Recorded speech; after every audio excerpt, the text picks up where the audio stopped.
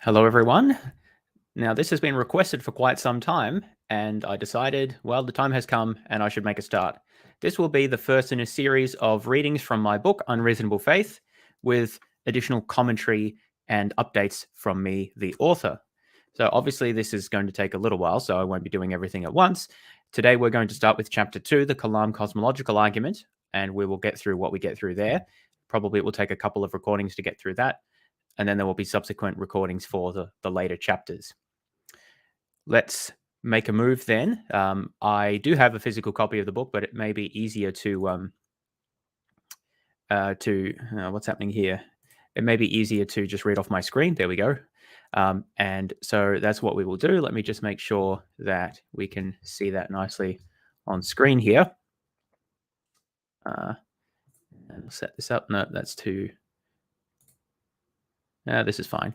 Okay, so let me just give a bit of background here. So this is my book, Unreasonable Faith, which was released a few years ago, in which I provide a critique of the arguments of Christian apologist William Lane Craig.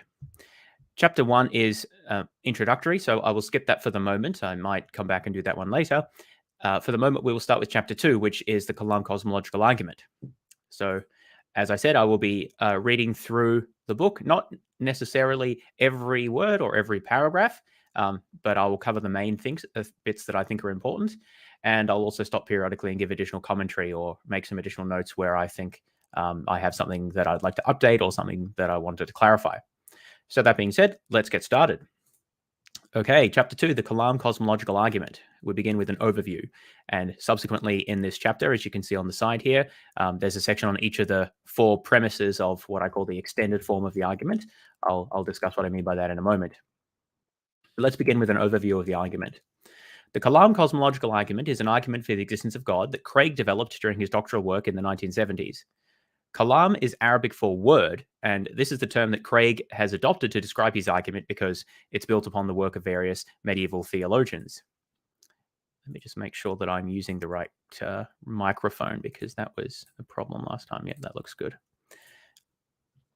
The argument is cosmological in the sense that it attempts to show that God exists in virtue of his role as the creator of the cosmos. As such, the argument appeals to various considerations regarding the origins of the universe and how space and time came into existence. There are different forms of the cosmological argument that are discussed in apologetics literature, and that's why it's important to specify here we're talking about the Kalam cosmological argument. So, as I say here, I'm not in this section going to review every single aspect of the argument or everything that's been discussed, but I'm going to highlight some things that I think are most important. So strictly speaking, in the way that Craig outlines the argument, the Kalam cosmological argument only has 2 premises and a single fairly modest conclusion. So the first premise of the argument is that the universe began to exist. The second premise is that everything that begins to exist has a cause. The conclusion, the universe has a cause. Note that the conclusion doesn't say anything about the existence of God directly, it simply says that the universe has a cause.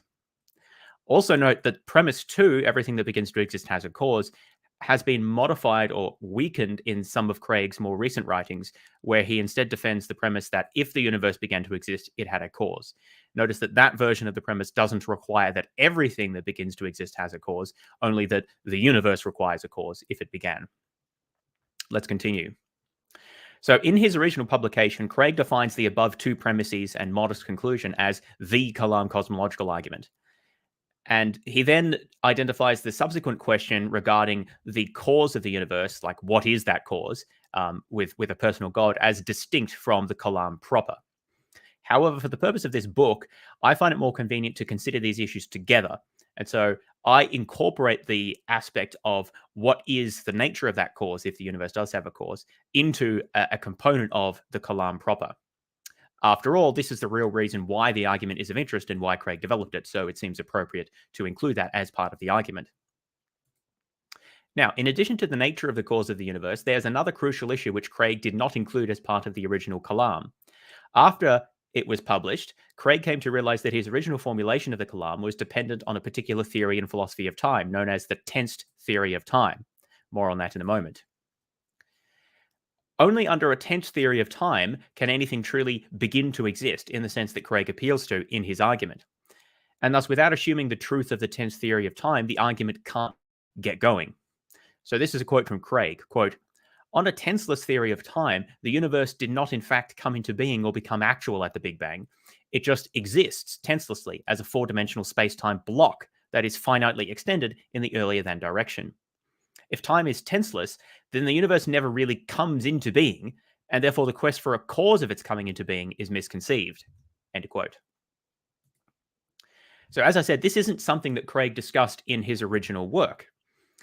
Nor does he usually mention it in popular debates. In fact, from what I've seen, he very rarely mentions it. It's come up occasionally in one or two debates, usually quite briefly. Nevertheless, in his written work, Craig has acknowledged, as I just quoted there, that the Kalam is critically dependent upon a tensed theory of time. And therefore, I think that it's sufficiently important as to include it as an additional premise, maybe an implicit premise of the Kalam. So here is a formulation that I call the extended Kalam cosmological argument, with an additional two premises. So the first premise of the extended Kalam, which again is my formulation, not Craig's, but it incorporates material that Craig does argue for. I've just incorporated it into a single argument. The first premise of this is that time is tensed, so things can begin to exist in a sort of true ontological sense of beginning to exist. Premise 2, the universe began to exist in that sense. Premise 3, everything that begins to exist has a cause. Premise 4, if the universe had a cause, that cause was a personal creator, or God. Conclusion, a personal creator, or God, exists. So again, that extended form of the Kalam allows us to incorporate the dependency of the Kalam on a tense theory of time as part of the argument, and it also enables us to go directly to the existence of a God, which is, again, what Craig is really interested in. So now, in the rest of the chapter, what we're going to do is proceed and discuss each of these premises of the extended Kalam cosmological argument sequentially. And we're going to have a look at the arguments Craig provides for in favor of those premises and provide a critique of them. So let's begin with the first premise, that time is tensed. And just a reminder once again, this is not a premise of the Kalam cosmological argument per se, but it is a premise of what I'm calling the extended Kalam, because by Craig's own admission, the Kalam is dependent on a tensed theory of time. I should also mention, as a way of passing, I don't mention it in this book, that there have been subsequent authors who argue that the Kalam is not necessarily dependent on a tense theory of time, and that you can formulate a version of the Kalam under a tenseless theory of time. But that's not something I discuss in the book, and it's not really something Craig discusses either, so we'll just leave that for the time being. Now, you might be wondering at this point, well, what is the tense theory of time, tenseless theory of time? What does that even mean? Well, no worries, because that's what we're about to talk about now. Okay, so let's begin by talking about what we mean by the tensed and tenseless theories of time and what this has to do with the Kalam argument. In order for the Kalam to succeed, Craig needs to adopt a very specific assumption about the nature of time. Specifically, he needs to assume the truth of what is called the tensed theory of time. So let's quote from Craig here. Quote, "The Kalam cosmological argument presupposes from start to finish a theory not of tenseless time, but of tensed time, according to which temporal becoming is an objective feature of the world." End quote. So the tense theory of time stands in contrast to its main competitor, the tenseless theory of time. Each of these theories makes very different and conflicting claims about the nature of time. For historical reasons, these two competing theories often go by the names of A theory, which is the tensed theory of time, and B theory, the tenseless theory of time. Since the terms tensed and tenseless are more descriptive, I'll use the terms tense and tenseless instead of A and B theory. And so in subsequent quotes from Craig, where he often uses A and B theory, I just substitute tensed and tenseless because I think it's a bit more descriptive. I'll also note here that there are some people who draw distinctions between A theory and a tenseless theory and B theory and tenseless, but those distinctions I don't think are really significant for us here, so I'm not going to go into that any further. Now, let's talk about what the main distinction between these two theories is. The main dispute between tensed and tenseless theories of time is a bit subtle and it can be a bit complicated. So I'll try to explain it here as clearly as I can. According to the tensed theory of time, so this is Craig's view, tense is real and an irreducible part of reality. That is, there is an absolute and objective sense in which events are future and then they sort of become present and then they eventually recede into the past. So they start off as future, become present, and then become past in an objective manner. that is a real and irreducible fundamental part of reality. So an adherent of the tensed theory would say that the proposition World War II is past is true because the conflict was once present, but it's now and forever in the past. It is objectively true that this event was present, but is now past. You might wonder, well, what's the alternative to that? The alternative under the tenseless theory of time, so this is what Craig rejects, the tenseless theory of time says, the tenseless theory of time denies that tense is a real, irreducible part of reality. According to the tenseless theory of time, there is no absolute sense in which any event is future, present, or past. Instead, events can only ever be earlier than, simultaneous with, or later than some other event. So if you're an adherent of the tenseless theory of time, you would say that the proposition World War II is past is either false, because no event is ever really truly past in an absolute sense, or really it means something like World War II is earlier than this present conversation. Probably shouldn't have said present there. You'd just say World War II is earlier than this conversation that we're having currently. So here's a figure that we can look at to try to understand the difference between the tensed and the tenseless theories. On the horizontal axis here, we have a representation of the succession of events. You could say that that's a representation of time, but remember that time works differently under the two theories. So the succession of events is probably a better way to describe this. So under the tensed theory, which is shown at the top here, we can see that each of these representations of Earth, or like the universe, or really whatever, however you want to think of that, each of these representations corresponds to, say, the Earth at a different time point. Maybe you could think of it as a different year or minute. It doesn't matter for our purposes here. But according to the tensed theory, only the present one exists. This is actually, technically, this is a subset of the tense theory called presentism, which we'll get to in a moment. But obviously, for the purposes of the diagram, I had to simplify a little bit. But for our purposes here, let's just think about tense theory in terms of presentism, which is, I think, the main version of it. According to this theory, only the present exists. The past doesn't exist, as is indicated by this sort of dotted out outline here. Likewise, the future. You can talk about them and you can think about them, but they don't exist. They once existed when that past event was, present, but now it's past, right? And likewise, the future will exist, but it doesn't exist at the moment. Only the present exists.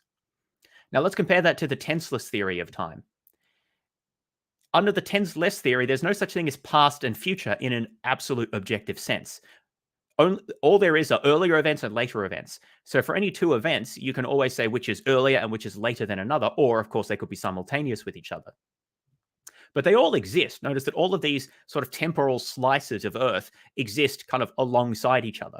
But obviously they don't exist alongside each other in space. They exist alongside each other in time. So just as you can order something in space, you can order things in time, with some things later and some things earlier than other events. And that's what the tenseless theory of time thinks that time is like. Everything kind of exists as a block, a four-dimensional block, 3 space dimensions and 1 dimension of time. But of course, there are earlier than or later than slices of the block.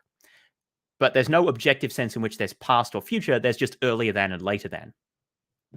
That's the difference between the tense theory and the tenseless theory. The simplest way to think about that is, what is the ontological status of the past and future according to the different theories?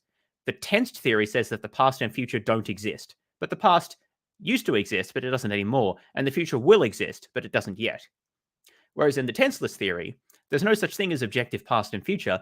All temporal slices or all events exist alongside each other, but they are ordered. Some are ordered earlier than and some later than other events.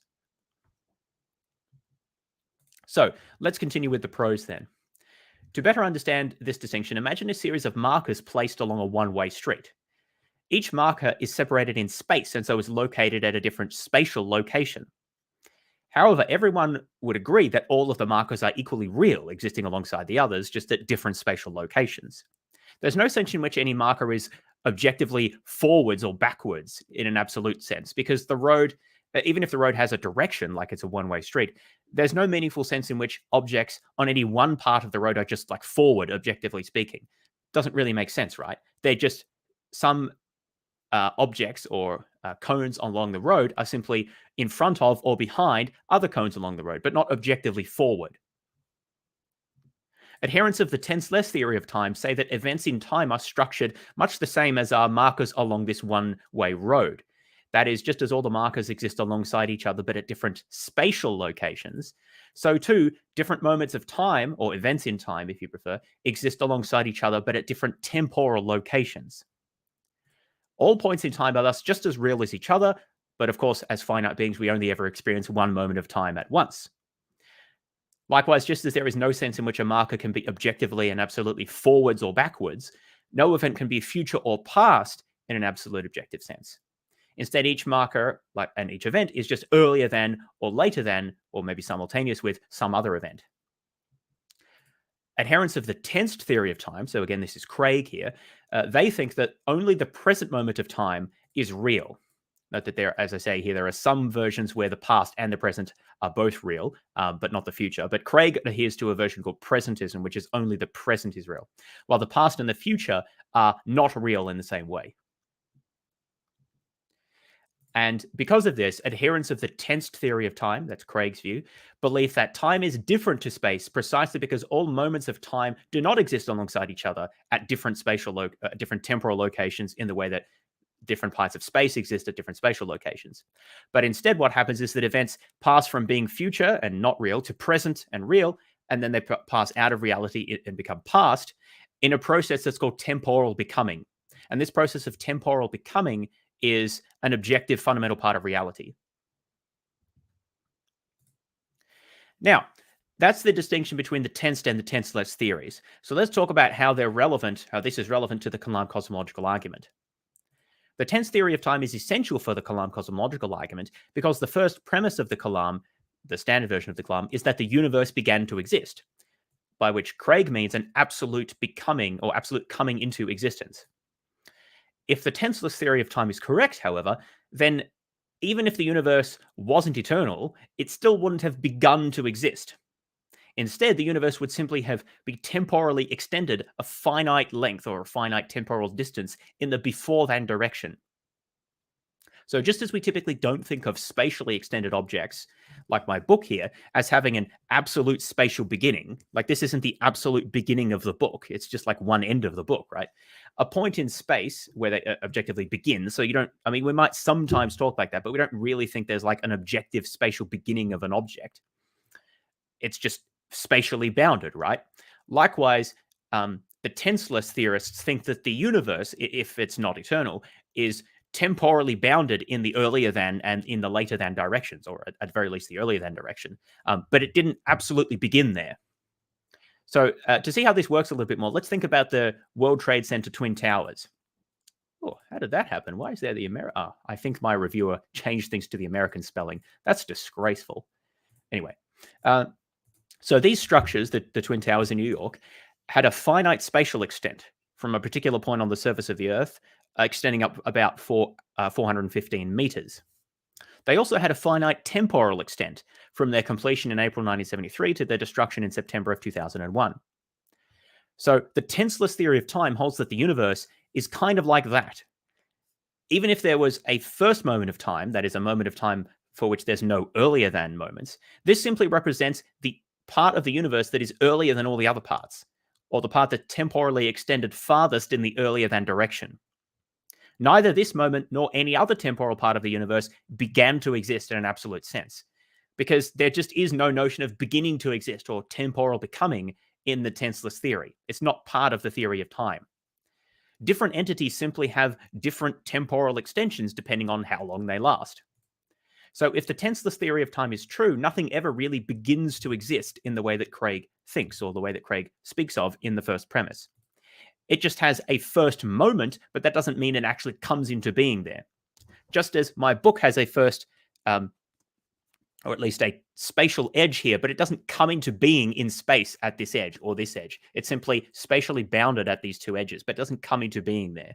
Likewise, that's how tenseless theorists think that the universe is with respect to time. So this is why this philosophy of time is so critical to Craig's argument. And in fact, he's written 4 lengthy and rather boring books defending his views on time.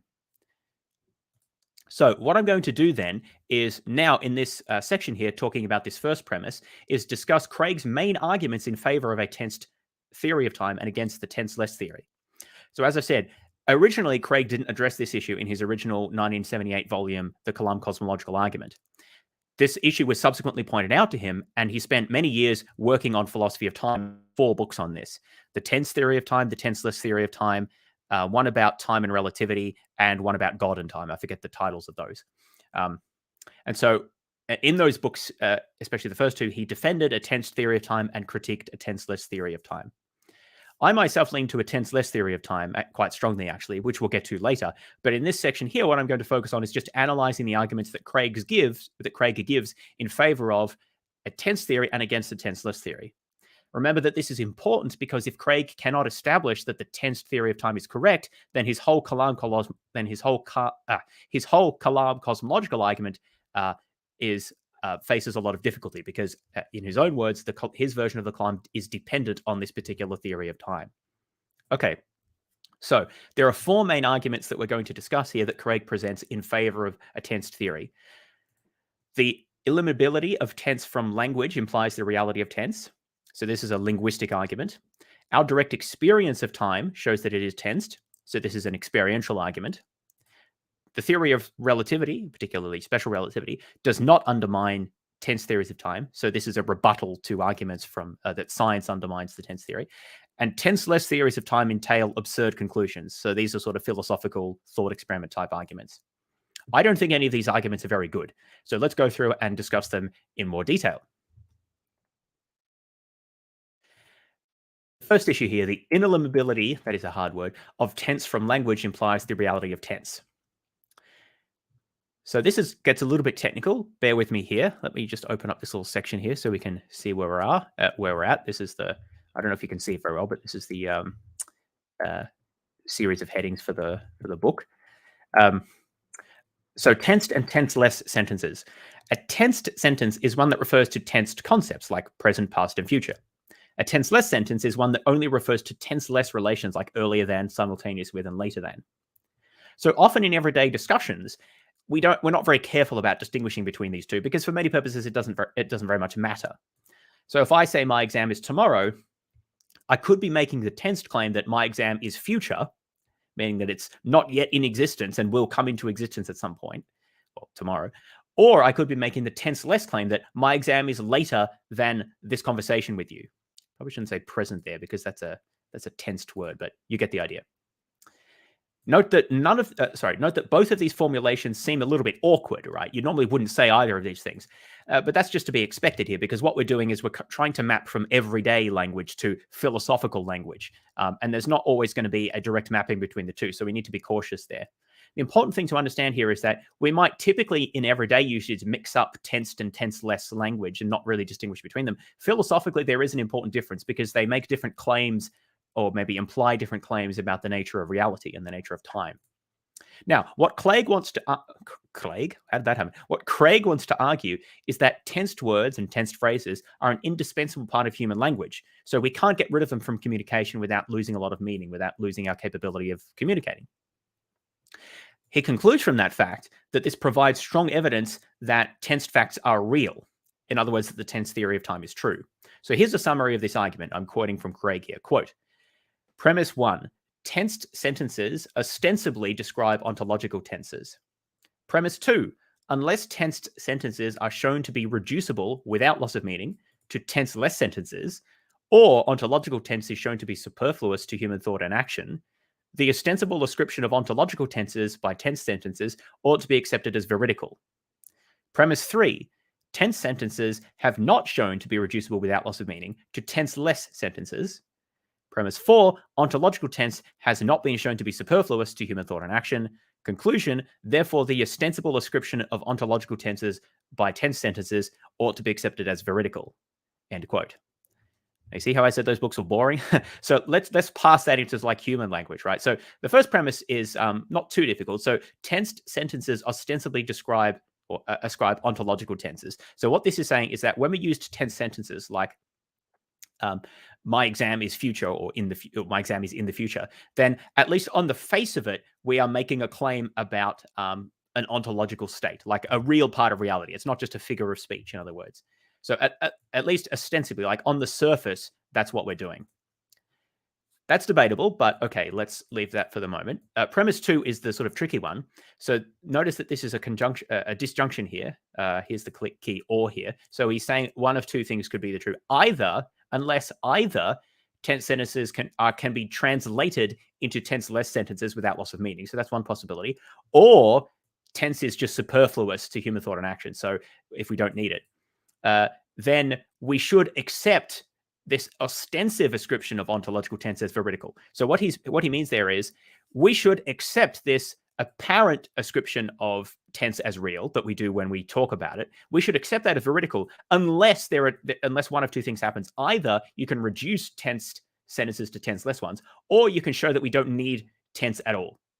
So unless you can do one of those two things, we should accept tensed sentences as describing real ontological tenses.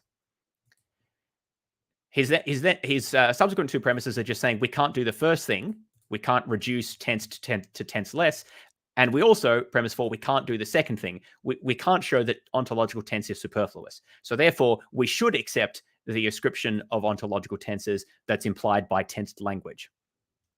So to put all that together, what he's saying is that because we often talk as if tense is real, we should assume that it is real unless you can show that you can reduce that talk to tense-less sentences, or you can show that we don't really need tense. And because you can't do either of those things, we should infer that because we talk about tense as if it's real, then it really is real. So your mileage may vary, but with that kind of linguistic argument, which essentially draws conclusions from the way we talk to the way reality must be. But let's move on and talk about that. So I think I've summarized that paragraph there. So let's move on to the next section here. So the first thing that I'm going to start discussing here is this issue here about whether it's possible to reduce the meaning or to translate effectively the meaning of a tensed sentence to a tenseless sentence. Because remember, Craig says that you need to be able to do that, that unless you can do that, we need to accept tense as real. And if tense is real, then his tense theory of time is real. Okay, so here's a proposal that people have made as to how to do this, how to translate tense to tenseless sentences. And this is called the token indexical tenseless theory of language, which is one of these philosophical mouthfuls. But it's not that difficult to understand, or at least I don't think it is. So let's see if we can break this down. So one of the most promising responses is called the token indexical tenseless theory of language. According to this theory, tensed sentences are rendered true or false by certain properties of their tokens. So this introduces a distinction that's known as the type token distinction in philosophy. So a token is a particular instance when a given sentence is uttered. So if we take the same sentence like, I am here now, that could be uttered by multiple people at different times and at different places. Each specific instance in which it's uttered is a separate token of the same type of sentence. So the token indexical theory of language is said to be indexical because each statement is interpreted relative to the particular time and place that it is uttered. And that makes sense, right? If I say I am here now, me, James Fodor, says I am here now, that actually has a different meaning to if Bill Craig said 10 years ago in 2012, I am here now while located somewhere different, right? Those two sentences have the same form, but because they're different tokens uttered by different people at different times and places, they actually have a different meaning. And so the meaning must be interpreted relative to or indexed relative to, the when and the where of them being uttered. So understood in this way, the indexical theory is able to help us to interpret tensed sentences in terms of purely tenseless facts. So let's give an example of this. A tensed remark would be something like the holidays have already ended. So that's saying they're objectively past, right? Or at least it appears to be saying that. So we can translate this into a tenseless sentence. For example, the holidays ended earlier than this statement. Again, that might strike us as a little odd. You wouldn't really say that, but it doesn't matter if people would say it this way. The issue is, can we translate it without loss of meaning to preserve the meaning of the sentence, but without appealing to tensed concepts? So have already ended is a tensed concept or phrase there. It's appealing to the notion of an objective moving into the past, or at least ostensibly that's what it's doing. Whereas ended earlier than this statement, that's purely a tenseless language. It's just saying an earlier than relation. So what can we say about this sort of translation into translation between tensed and tenseless sentences. Do we think that this is sufficient to account for all of our uses of tensed language? Let's see what Oaklander has to say, who's a philosopher who's written quite a lot about this and who influenced me a fair bit. Quote, "On the new theory as I conceive it, which is this token indexical theory, no tenseless sentence can state all the truth conditions, that is, give the complete meaning of a tense sentence. However, just because no tenseless sentence type or token gives all the truth conditions of a tensed sentence type or token, it does not follow that no tenseless sentence truth conditions sentence can state one of the conditions of a tensed sentence. Indeed, a tenseless sentence can state the most important conditions of the tense sentence, namely its pragmatic condition that accounts for why tense sentences and beliefs are useful." End quote. So this is a bit of a mouthful as well, but what I take Oaklander to be saying here is that it may be the case that you can't translate every tense sentence into a tenseless sentence one-to-one, but you don't need to. All you need to be able to do is translate the important bits that matter for beliefs and for actions. And that's all we really need of a theory of tense language. So let's break that down a little bit more. So as I said, this view effectively holds that statements about time are complicated and they'll have multiple layers of meaning which depend on your interpretation. And they're also going to depend on the context. We don't necessarily have a need to or ability to or need to translate all aspects of them one-to-one, which means that we may not be able to translate without any loss of meaning a single tense sentence to a single tenseless sentence. So this premise 3 here would in fact be true. But the idea is that in fact we don't need to do that, according to this view. That's not necessary. So let's give an example of a statement that simply cannot be translated away, right? And Craig provides us with some examples of this. So clearly, when Craig makes an intrinsically tensed statement that appeals to the existence of tensed facts, this is not going to be translatable into tenseless sentences because Craig is making a statement about philosophy of time. So if you say that Craig believes that only the present exists, that doesn't mean that Craig is saying that Craig believes only events simultaneous with this utterance exist, because he's not making that claim. He's making a tensed claim. So clearly you can't really translate away that sentence at the very least.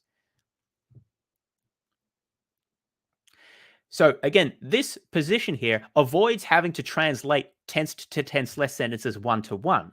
All we have to do is translate the relevant parts or the important parts so as to enable us to act in a timely way and form the necessary beliefs to understand the world. So my view, which I think is similar to Oaklander's, is that most tensed discourse can be translated into indexical tense sentences without loss of meaning. So most ordinary language, like the example of the exam, can be translated just fine in this way, just talking about earlier than, simultaneous with, later than. Now, there might be some sentences that are kind of left over, like some of Craig's philosophical claims, but all of those things are false, because in my view, there are no ontologically tensed sentences, right? Or I should say, there are no ontologically tensed facts. So most tense sentences can be reduced without loss of meaning, but those that can't, or any aspects of meaning that are left over, are superfluous to human thought and action, and so they can be done away with. So effectively, I'm taking a combination of these two. So Craig says that either we can translate everything from tensed to tenseless, or we can show that tense is unnecessary.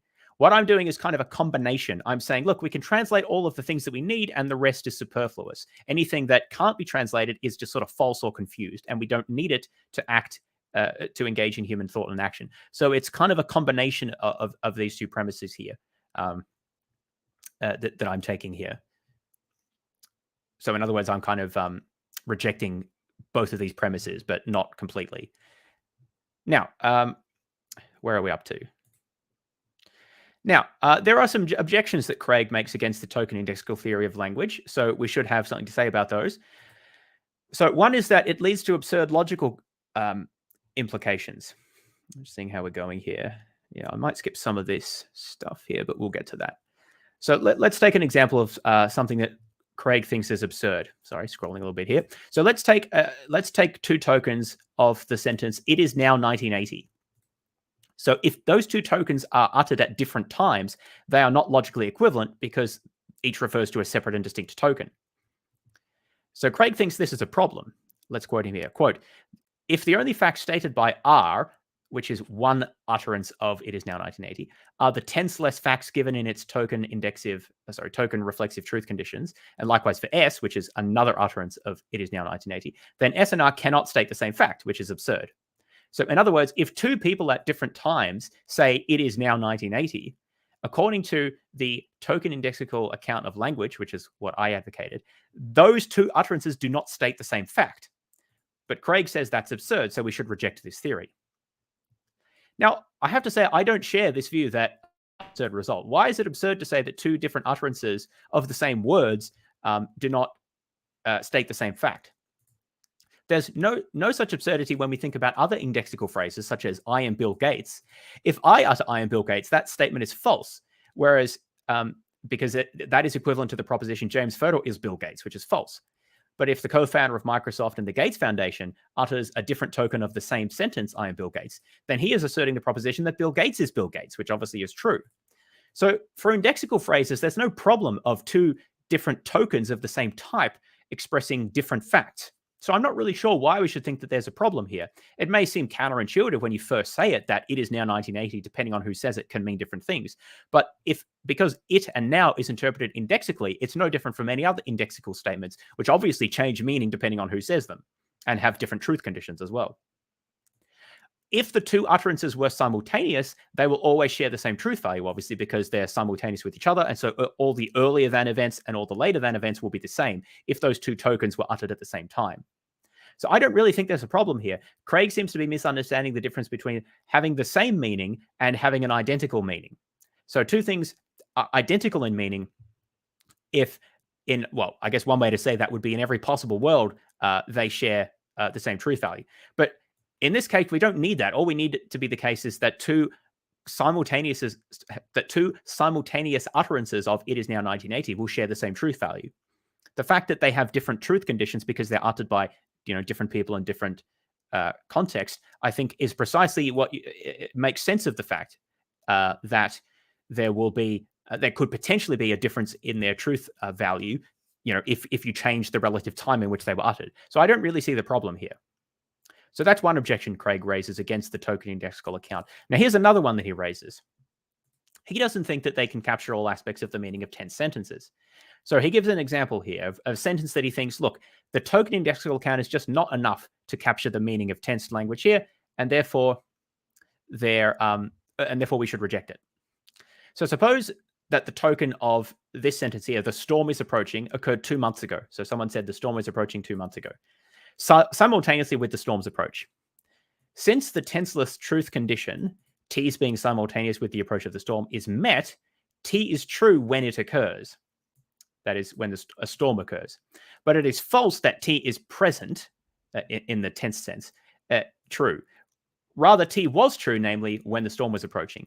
In order for T to be presently true, a different condition is needed, namely that T is present, end quote. Now, that's a bit of a mouthful again, so I'll try to break that down. So what's being said here is that proponents of the tensed and tenseless theories of time both agree that a statement like the storm is approaching, whether that or not is true depends on when it's uttered. If you utter that when the storm is approaching, then it's going to be true. If you utter that later on, well, then it's not going to be true. So everyone agrees with that, right? But what they disagree on is how to determine whether the statement is true, like in a particular case.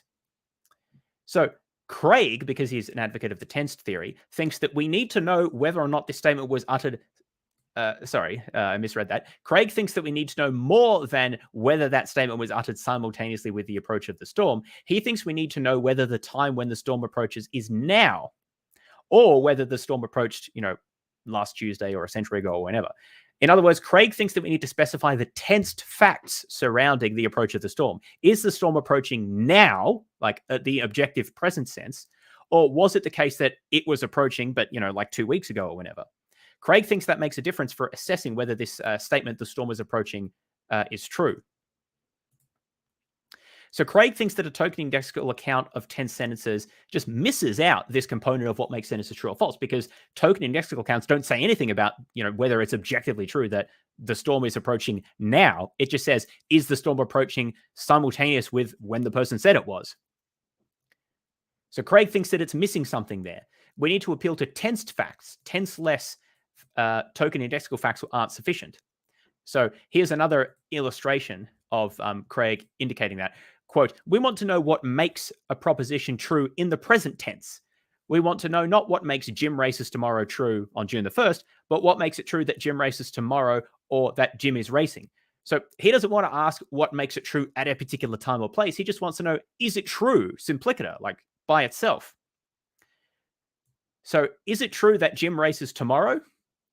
Craig wants to know, is that true, right? And he says, well, to know that, you have to know if Jim is racing tomorrow or if it's today. But notice that the proponent of the tenseless theory of time doesn't think there's any fact of the matter about whether Jim is racing now or in the future. The proponent of the tenseless theory of time simply thinks that, look, either Jim is racing simultaneously with that utterance, earlier than that utterance, or later than that utterance. And those are the only facts of the matter. There isn't a fact of the matter about whether it's in the future or now. But Craig says that we want to know whether it is true now or in the future, or whether it will be. And I think that this is where Craig goes wrong here, because I think what he's doing is assuming that his view about time is true and then demanding to know how language can fit with that. So let me skip past, I think I just talked about this. Yeah, so Craig thinks that the token indexical theory of language leaves out a crucial aspect of language precisely because it can't account for what makes such sentences true, like something happening now or happening in the future. Craig doesn't want to know, he says, whether it happens simultaneous with a particular utterance, but in general, is it now or was it in the past? And there's no way for token indexical theories to talk about that, precisely because they're designed to not have tensed language in them. They don't talk about the objective now or the objective future. They just talk about simultaneous with, later than, or earlier than. So as I said, I think this objection is question-begging in favor of Craig's view, because he's assuming that these tensed facts exist and then asking how language can talk about them. As an advocate of the tensed theory, I would say that there is no fact of the matter about whether Jim races today or tomorrow, independent of when a sentence is uttered. All you can say is whether Jim is racing simultaneous with, later than, or earlier than a particular utterance, or other events as well. You can compare it to dates and so forth, but not whether it's objectively present or future or past. According to the tenseless theory, there isn't anything that could make such sentences true independently of when they're uttered, because there aren't any tensed facts. So to give an example of this, imagine someone were to say, never mind about whether that particular of token, let me start that again. Never mind whether that particular token of Jim is here is true. What I want to know is whether it is true in general that Jim is here. So think about that, right? If someone says Jim is here, you would ask, well, where is here? What are you talking about? And the guy says, no, I don't want to specify where specifically. I just want to know, is Jim here in general? Is it true that he is here? Like in the objective here? And you're like, what are you talking about? There's no objective here. It's all relative to where you are. And this guy's saying, no. There is an objective here-ness. And I want to know, is Jim at that location, like the objective present location? And you would just look at the guy funny, because you're like, there is no such thing as an objective, like here location. And that's what I think is happening with Craig and time and the tenseless theorist, right? The tenseless theorist says there just isn't such a thing as whether something is present or past, simpliciter, like by itself, objectively. It's all, is it? So if you say, is Jim racing tomorrow? You have to ask, well, when was that sentence uttered? And then you compare it to when Jim raced, and you see which was earlier than or whether it was simultaneous then. But Craig says, no, I don't want to know whether Jim is racing tomorrow relative to when this was uttered or something like that. I want to know, is it true in general that Jim is racing tomorrow? And to know that, you would need to know when objectively is Jim racing, and how does that compare to when objectively the statement was made? And that just doesn't make sense under the tenseless view. There aren't any such facts. So as I say here, it simply doesn't mean anything to ask whether Jim is here unless we have some indexical way of specifying where here refers to. As such, the statement Jim is here cannot be said to be either true or false in general. Only specific tokens of that sentence can be true or false. Likewise, the tenseless theorist does not want to know what makes Jim races tomorrow true or false, independently of when that sentence was uttered, since they don't think there is anything to know that could make such a sentence true or false in some way that doesn't specify when tomorrow is. So in some way independently of when it was uttered. Now, Craig does want to know that. He wants to know objectively what makes it true or false that Jim races tomorrow, independently of when that sentence was uttered, because he wants to know what tensed facts makes it true or false. Like, is it objectively true that Jim racing is present, or will it be past tomorrow? But that just highlights the fact that Craig is a tense theorist, right?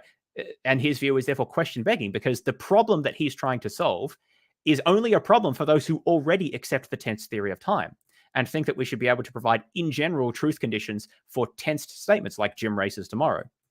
For those who reject the existence of tensed facts, tense sentences like this don't need to have in general truth conditions. All they need to have is to be able to be understood in relation to when they are uttered. And that's what the token indexical theory can do readily. Now, there's an addendum to this, which I think is important for sort of understanding what we went through there. So Craig elsewhere argues that the tense theory of time is the view of the man on the street.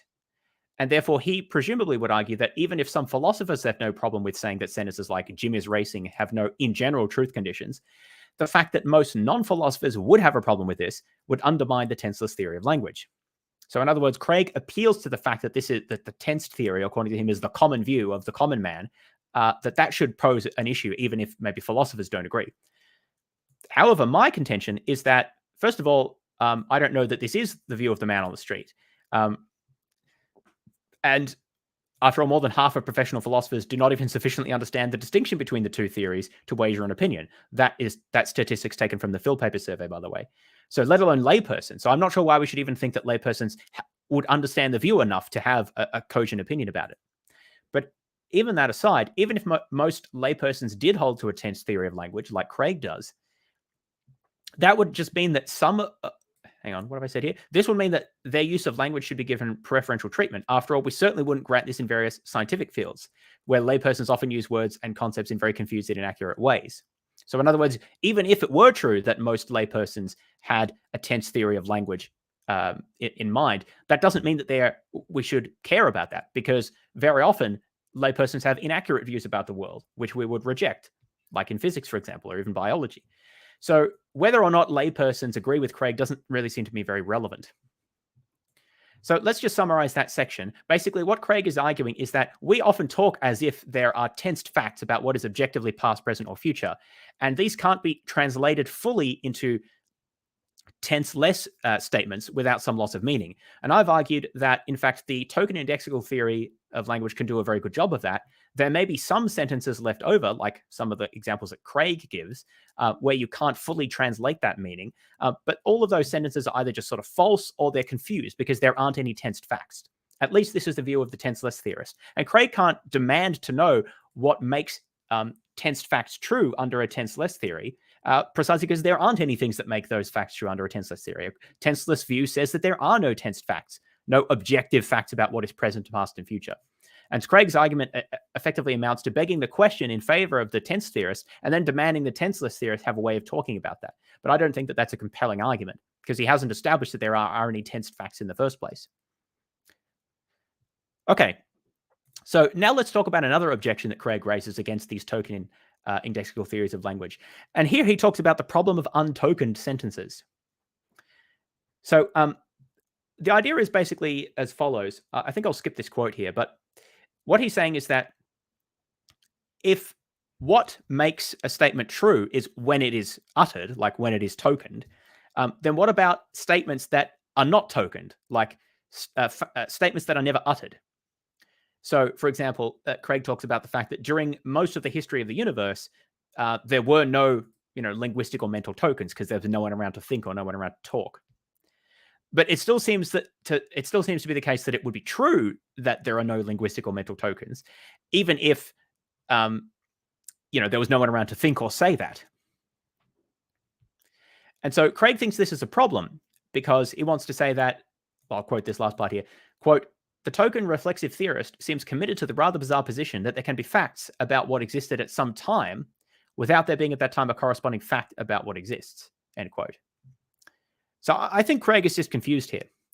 Here he seems to be confusing the concept of a fact with the concept of a proposition. So in other words, he says that during most of the history of the universe, there were no mental tokens, like there were no people thinking or talking. Now, obviously that's true, right? However, the token indexical theory isn't a theory about what sentences mean. Oh, sorry, I misstated. Let me rephrase that. The token indexical theory is a sentence about the... Oh, dear. Third take. The token indexical theory is a theory about the meaning of sentences. It's a theory of meaning. It's not a theory of truth. So to say that it is the case that there were no linguistic or mental tokens, like a long time in the past, that doesn't mean the proposition there were no linguistic or mental tokens was true. Right? We're confusing the meaning of the sentence with the truth of a proposition, or I guess the truth of the sentence. So obviously, oh yeah, hang on. I'm going to skip that part. But before humans evolved, there was obviously a fact of the matter about whether or not there were linguistic tokens. And specifically, there weren't any, right? Because there was no one around to think or to say anything. Doesn't mean that we have to say that the truth or falsity of that is dependent on the fact that there were no tokens at the time. That the fact that there was no one to think it doesn't mean that it wasn't true. This is a fairly basic point, but it seems confused in what Craig's arguing here.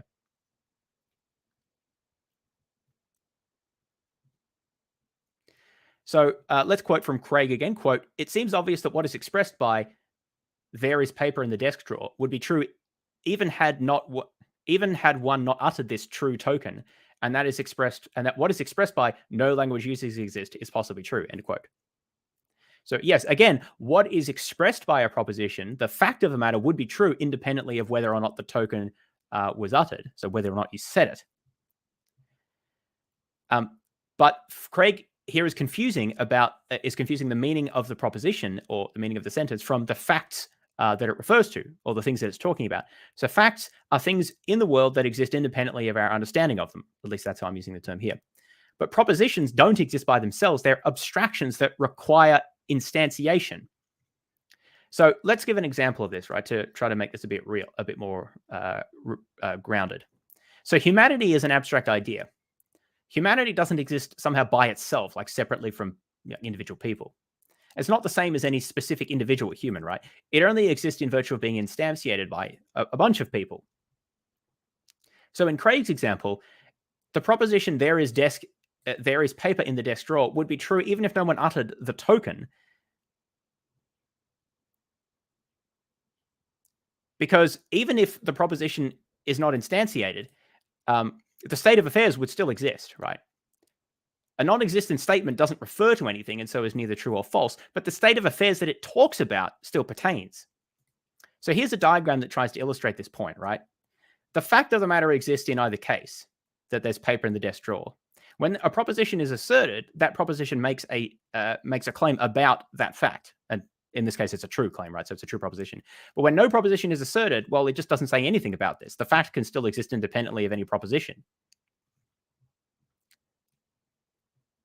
So facts and propositions aren't the same thing. I know that some people talk about facts as true propositions. Here I'm using facts to refer to a state of affairs, so like stuff in the world, essentially. And nothing really changes here if I don't use the word facts. So propositions are true or false, but facts can only be true. You can't have a false fact. So facts exist all by themselves, whether or not we know about them, whether or not we say anything or think anything about them.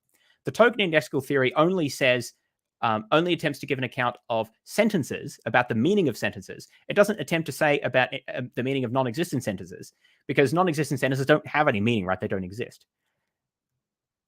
The token indexical theory isn't a theory about what makes temporal facts true or false, like what makes tenseless facts true or false, though the truth makers of them still exist. Like the order of events in reality is what makes the order of events in reality is what makes tenseless facts true or false. Stuff out there in the world, that's what makes it true or false. Whether or not there are humans around to talk about it isn't what makes it true or false. The token indexical theory is a theory about the meaning of a particular utterance that talks about that ordering.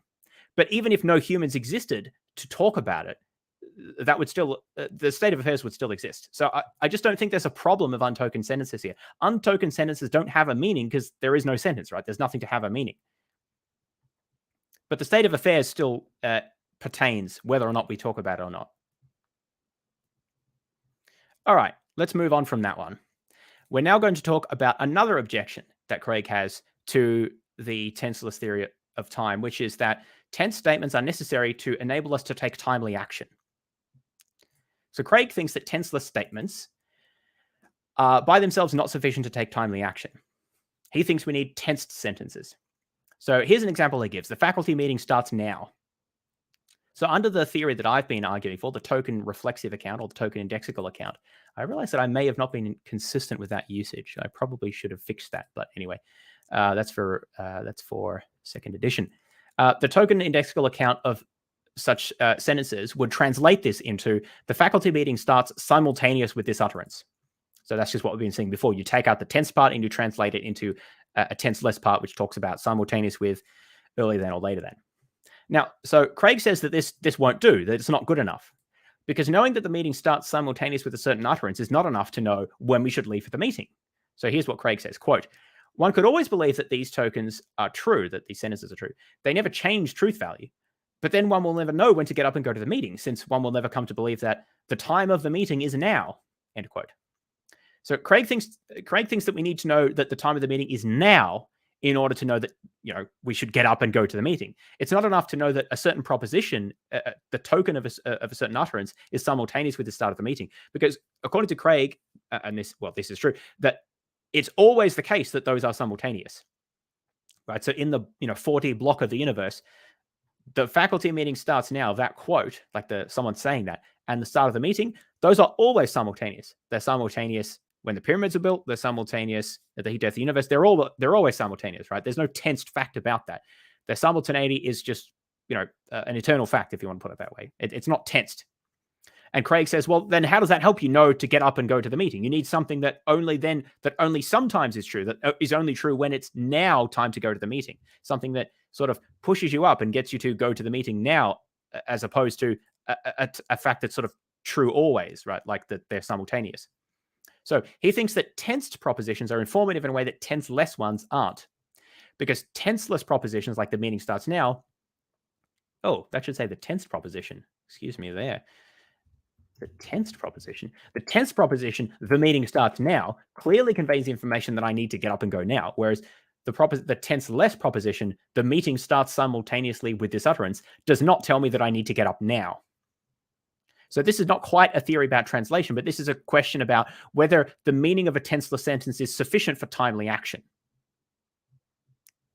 Can we act in the world without appealing to these statements that appear to say that there is a reality to tense as an objective fact? That's what he's getting at here.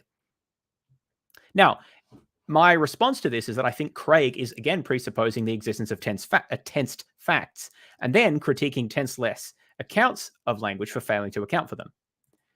So Craig thinks that we need to know that the tensed fact, the meeting starts now, before we can determine that, well, now we've got to get up and go. But to the proponent of the tenseless theory, such as myself, you don't need to know that the meeting starts now in order to know that you should get up and go to the meeting.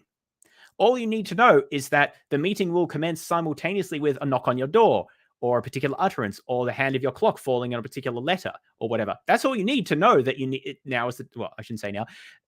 This is how it's difficult, right? Because in language, we don't distinguish between tense and tenseless. But all you need to determine is that the clock reads a certain sequence of numbers, right? Or that someone knocks on your door at a particular time. The simultaneity of that event with the start of the meeting is sufficient in order for you to determine that it is the time to go to the meeting. In other words, in order to act in a timely way, all I need to know is at what time I should depart for the meeting. I don't need to know that time is now, because again, there's under the tenseless theory of time, there's no notion of objective now. So suppose that someone were to call at my office and say, the meeting starts 2 minutes from now. I would then know to depart simultaneously with that utterance, because then I would get to the meeting simultaneously with the start of the meeting. Let's say it takes 2 minutes to get there. It's not at all clear what is supposed to be lacking in the tenseless account that would prevent me from getting to the meeting on time. All I need to know is that I should leave simultaneously with someone saying the meeting starts 2 minutes from now.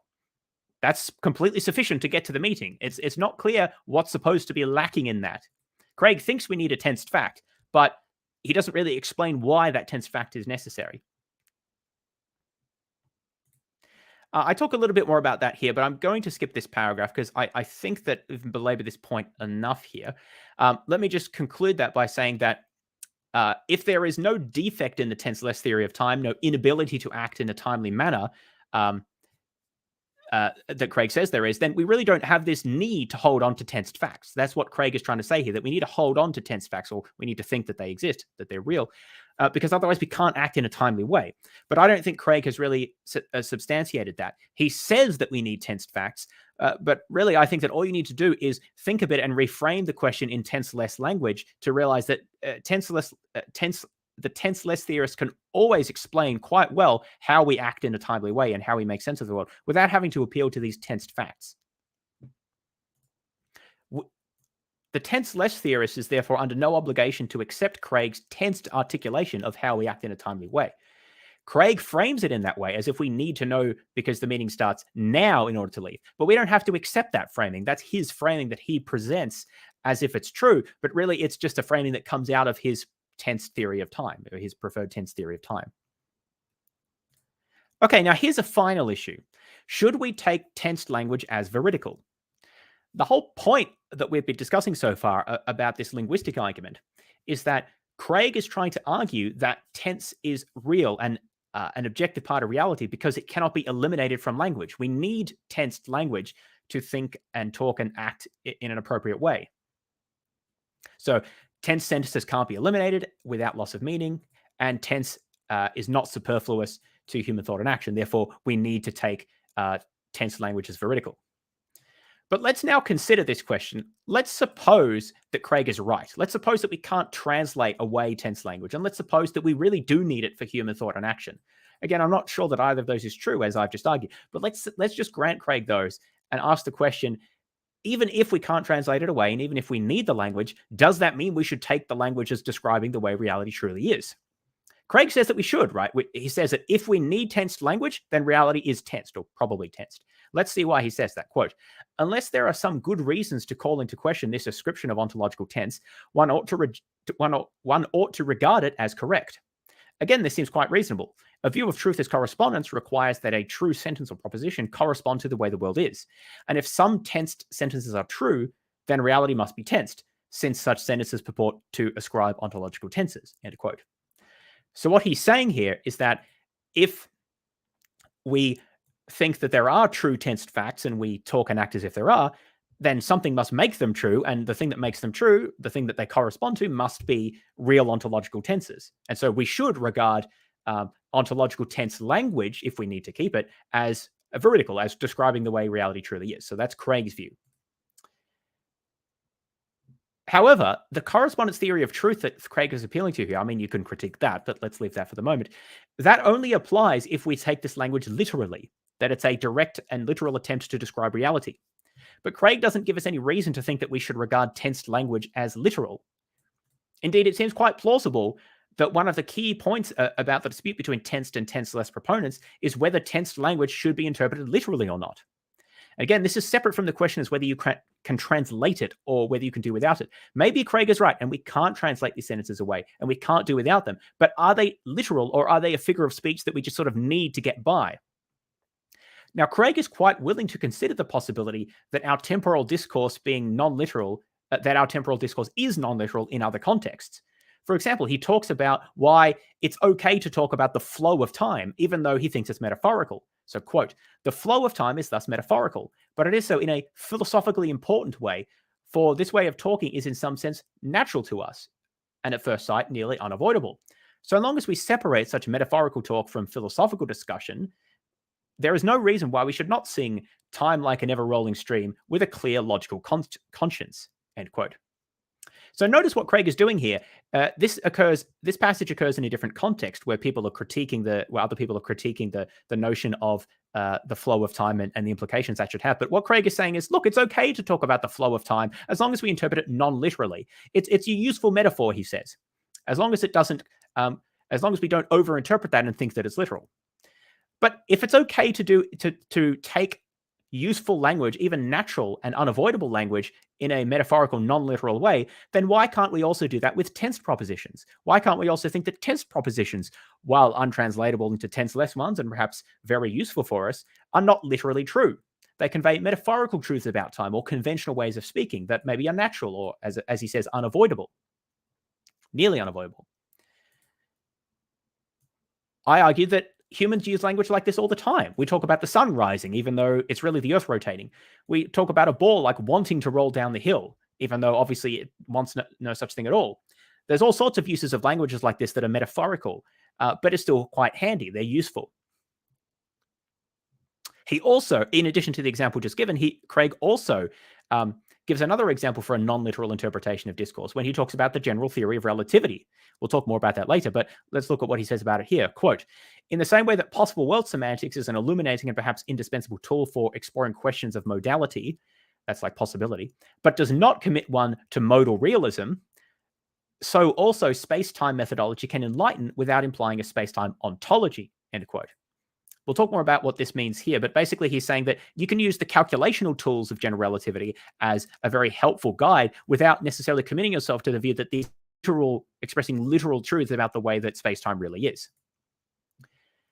So once again, Craig is giving another example of a whole domain of discourse which he thinks should not be interpreted literally, should not cause us to think that the things that ostensibly it is talking about are real parts of reality. So it's really unclear here why it's okay to think that talk of the flow of time and to talk about a four-dimensional space-time, which is what he's talking about here, that those are metaphorical but useful, but it's not okay to talk about tensed language as if that were metaphorical but useful, but nevertheless not literal. And here's yet another example I found of Craig making the same idea. Quote, the natural law shouldn't or needn't be taken to be a metaphysically heavyweight term, but just a convenient way of talking, for example, about the intrinsic value of human persons and what moral obligations or prohibitions we have to fulfill. The overall lesson here is don't read ontology off of language, end quote. Now, obviously, this is from a different context. I forget what the exact reference here. Oh yeah, that's from a Reasonable Faith Q&A. So this is not in the same book. This is actually something that I've found consistently with Craig is that you can often find pretty gross inconsistencies if you look at different things that he says in one area versus another. Here, he is literally saying, don't read ontology off of language, even though this entire argument that I've been talking about, the ineliminability of tense from language implies the reality of tense, is an attempt to read ontology off of language. It's an attempt to say, because we need to talk about tense as if it is real, it's useful for us and it can't be translated away. Therefore, we should think that tense is a real ontological part of reality. A real part of reality. And yet I've just given 3 examples about like natural moral law, about, well, actually 4, because he mentions possible world semantics and he mentions space-time in general relativity, and also the flow of time. All of those, he's quite happy to countenance the fact that the language might be useful and maybe unavoidable, but not veridical, not literal. And that, I think, dramatically undermines his point that we need to take tensed language as veridical, as indicating the existence of a true objective tensed facts.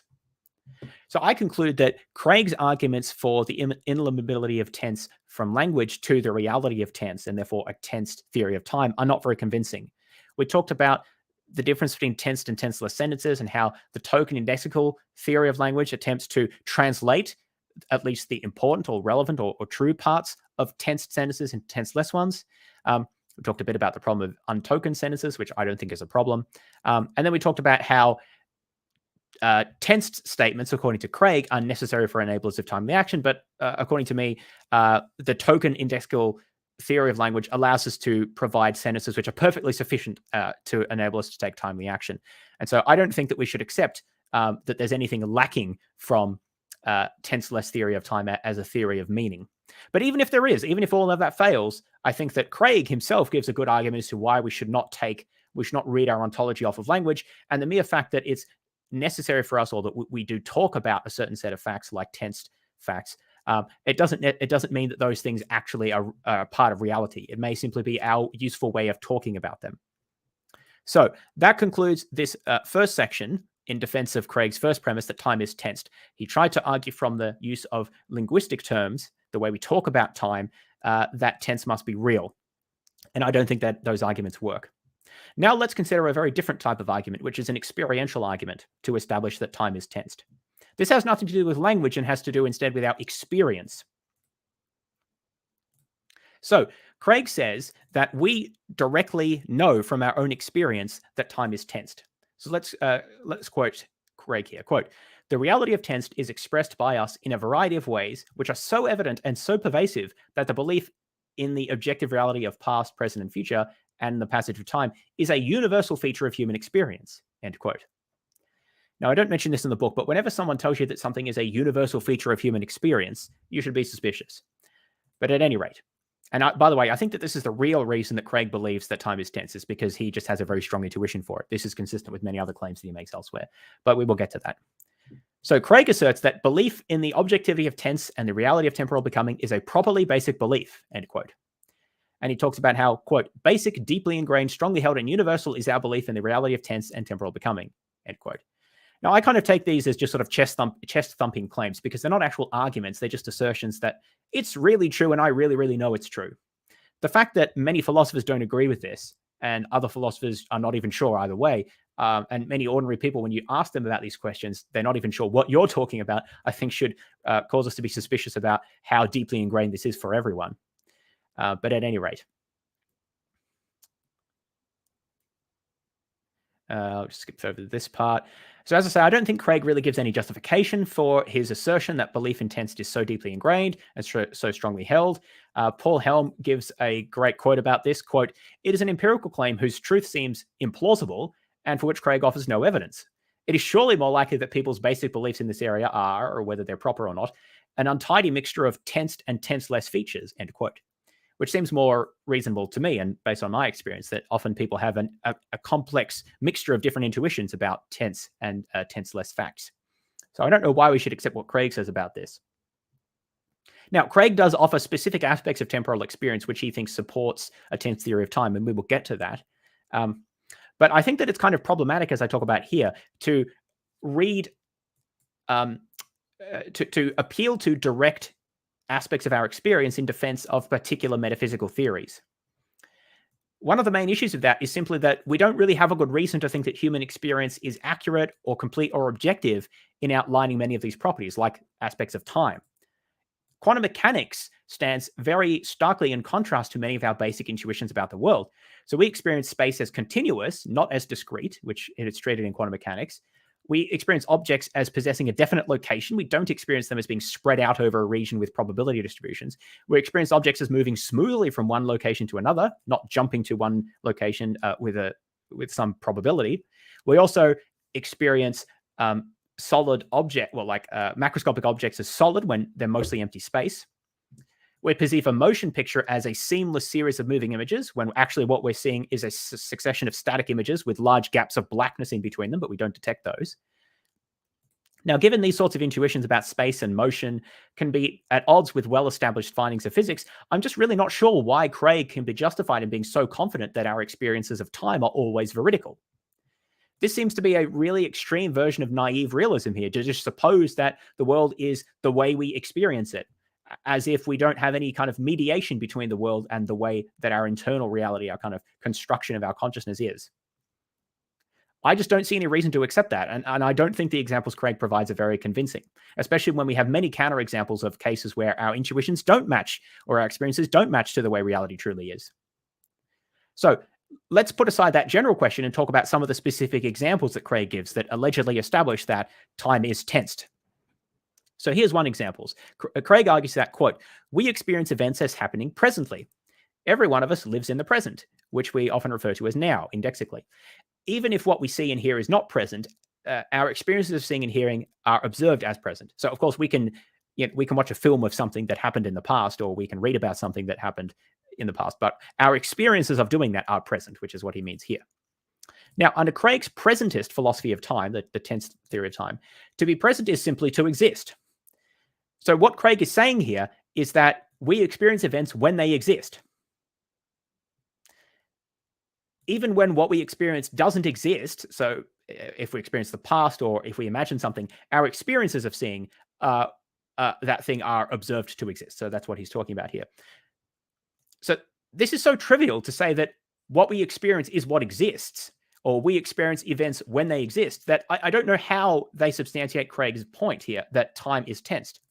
After all, how could we possibly experience anything when something doesn't exist? There's no other possibility. We experience the things when they exist. So remember, this is according to Craig's philosophy, right? Craig's philosophy says that to be present is simply to exist. And so his claim that we experience things when they are present just amounts to we experience them when they exist. That is entirely trivial. How can that tell you whether the past or the future exist, which is the actual key difference here? So to put that in other words, both the tensed and the tenseless theories of time agree. All we ever experience is what is present, or what is simultaneous with our experience. They both agree on that. That goes back to the diagram I showed before. Let me show that here. So we're on page 26. You see here, at the present or simultaneous with our experiences, both the theories agree. They describe that reality in the same way. Where they differ is in their attitudes towards the past and the future. So the issue is, Craig wants to say that the tensed theory of time should be preferred because what we experience as present, or what we experience as existing. But yet that isn't where the tensed and the tenseless theories of time differ. They agree on that point. Where they differ is on the status of the past and the future, or earlier than and later than to our current experiences. The only issue on which tensed and tenseless theories differ is in the nature of the past and of the future, neither of which we ever experience. Therefore, Craig's appeals to our experience of the present are not capable, even in principle, of establishing the tensed over the tenseless theories of time, since the two theories only disagree about things we do not experience. And I want to emphasize that. The two theories, tensed and tenseless, only disagree about either past or earlier than events and future later than events. And we never experience those. We only experience the present or things that are simultaneous with those experiences. So for Craig to claim that somehow the parts of the theories that don't that are the same provides us with a reason to accept one of the theories just makes no sense. Our experiences never tell us about the future or the past, and that's the only thing that's different about the tense theory of time. It says that those are unreal, but we never experience them. So I don't see how experience can say anything about the philosophy of time in this way. So let's then consider a different argument that Craig gives pertaining to our experience. He says that we have differential attitudes towards the past and the future. So this is called the thank goodness it's over argument. So let's quote here. One says, thank goodness that's over. But not only is this, when said, quite clear without any date appended, but it says something which is impossible that any use of a tenseless sentence with a date could convey. It certainly doesn't mean the same as, thank goodness the date of the conclusion of that thing is Friday, June 15th, 1954. It doesn't mean that. Even if it was said at that time. Nor, for that matter, does it mean, thank goodness the conclusion of that thing is contemporaneous with this utterance. Why should anyone thank goodness for that? So, end quote. So what Craig is saying here is that only under a tense theory of time can it make sense to feel relief that a bad thing is over. Because only then can the unpleasant event be objectively said to cease to have existed and receded into the past. Likewise, it only makes sense to feel foreboding for a future event because it will at some point be actualized and become present. Now, the fact that the event is simultaneous with some events in our life and not with others is a tenseless fact, which is, again, always true. So this is kind of what we talked about before. Craig is not happy with appealing to tenseless facts that are always true, like true at all times. But he thinks that we need to appeal to tensed facts that only are true at some times, or in other words, whose truth value changes depending on the objective present. So Craig says that it makes no sense to be relieved because an event is contemporaneous with, say, Friday the 16th, unless we know that this date is past. So if I say to Craig, oh, thank goodness, my dentist appointment was on Friday the 6th. Well, I guess if I say was, that gives the game away, right? But if I say, thank goodness, the dentist appointment is simultaneous with Friday the 16th, Craig says, well, hang on, is that past or is it future? Because only then can we sort of know whether we should be foreboding or relieved about it. So Craig thinks that tensed facts and beliefs are necessary to make relief, as well as anticipation and dread, intelligible and rational. Otherwise, it doesn't make any sense, according to Craig, to have differential attitudes to the past and the future. Note that here that the issue is not really the experience of the unpleasant events, but it's our attitudes towards the past and the future. So this is a bit different to what Craig was talking about before, which was the experience as such. So the experience is always in the present or simultaneous with some other events, but anticipation and dread are attitudes we have towards past or future events. So there's a difference here. So the question then becomes, why should it be rational to hold a different attitude towards an unpleasant event occurring later than my reflection about it, compared to an unpleasant event occurring earlier than my reflection about it, if there are no tense facts? In other words, what Craig wants to say is that I can sit and think about a dentist appointment that is next week, and it would be rational to be somewhat anxious about that, right? Or at least we could understand that. But conversely, if I thought about a dentist appointment that was last week, it wouldn't really be rational to be anxious about that. I should be relieved because it's past, right? It's happened. Craig wants to know, how can we understand that difference in attitudes, appropriate attitudes or rational attitudes, if there are no tensed facts? Because according to Craig, one is just simultaneous with one event and the other is simultaneous with another event. So what difference does that make? Well, under my view, that we can simply regard this as a brute fact about the way it is to be a temporal being. In other words, we have irreducibly different attitudes towards earlier than events compared to later than events because we experience these events differently. The tenseless theory of time does not deny that time is directional. And so there's no problem in affirming that we have different attitudes towards one direction compared to the other. I'll skip that here because that's not that important. If this is unsatisfying, Craig must acknowledge that his view of presentism, the view that only the present exists, provides no greater insight into the justification for our differential attitude towards the past versus the future. What Craig says is that under a tense theory of time, the rationality of relief is, quote, grounded in the reality of temporal becoming, end quote. Even though under his account, it's completely unclear what the real difference is supposed to be between the non-existent future events and the non-existent past events. They're both non-existent, right? Under presentism, both past and future are equivalent in not existing. So it's unclear what exactly is supposed to differentially, what is supposed to ground our differential attitude of the past compared to the future. Of course, what Craig says is that future events will exist, whereas past events did exist. So there's a difference there. Now we'll talk about that a bit more later. But the key point here is that we can still ask, well, why is it that these two varieties of not existing, because will existing and did existing are both forms of not existing according to presentism, why do these two forms of not existing warrant differential attitudes? Why is it rational to be to dread something that will exist, but to be relieved about something that did exist? It seems to me that Craig just doesn't have anything else to say about that, other than that that's just how it is. It's natural and appropriate for us to prefer unpleasant events to be past rather than future, even though they're both forms of non-existence. It doesn't seem like he has any further explanation. And so what I say is, look, the tenseless theorist can just say the same thing. It's just a brute fact. It's just a basic fact about the nature of how it is to be a temporal being, that we have differential attitudes towards later than events compared to earlier than events. That's really not any different to what Craig says. And so I don't accept that he uses tense language instead of tenseless language. He tries to say that it's grounded in the reality of temporal becoming, but the tenseless theorist can just say it's grounded in earlier than and later than temporal relations. So it's really unclear what the distinction is supposed to be, or why one is better than the other. Okay, so that is the second argument that Craig gives based on experience, our attitudes towards present, past, and future. And now let's talk about the final argument that Craig gives, which in my view is the weakest, the reality of temporal becoming. So Craig argues that we directly experience the reality of temporal becoming itself. Quote, the reality of temporal becoming is even more obvious to us than the existence of the external world itself. For in the inner life of the mind, we experience a continual change in the contents of consciousness, even in the absence of any apprehension of the external world, end quote. He also quotes Richard Taylor, who says, quote, it cannot be denied that things in time seem to pass into, through, and out of existence.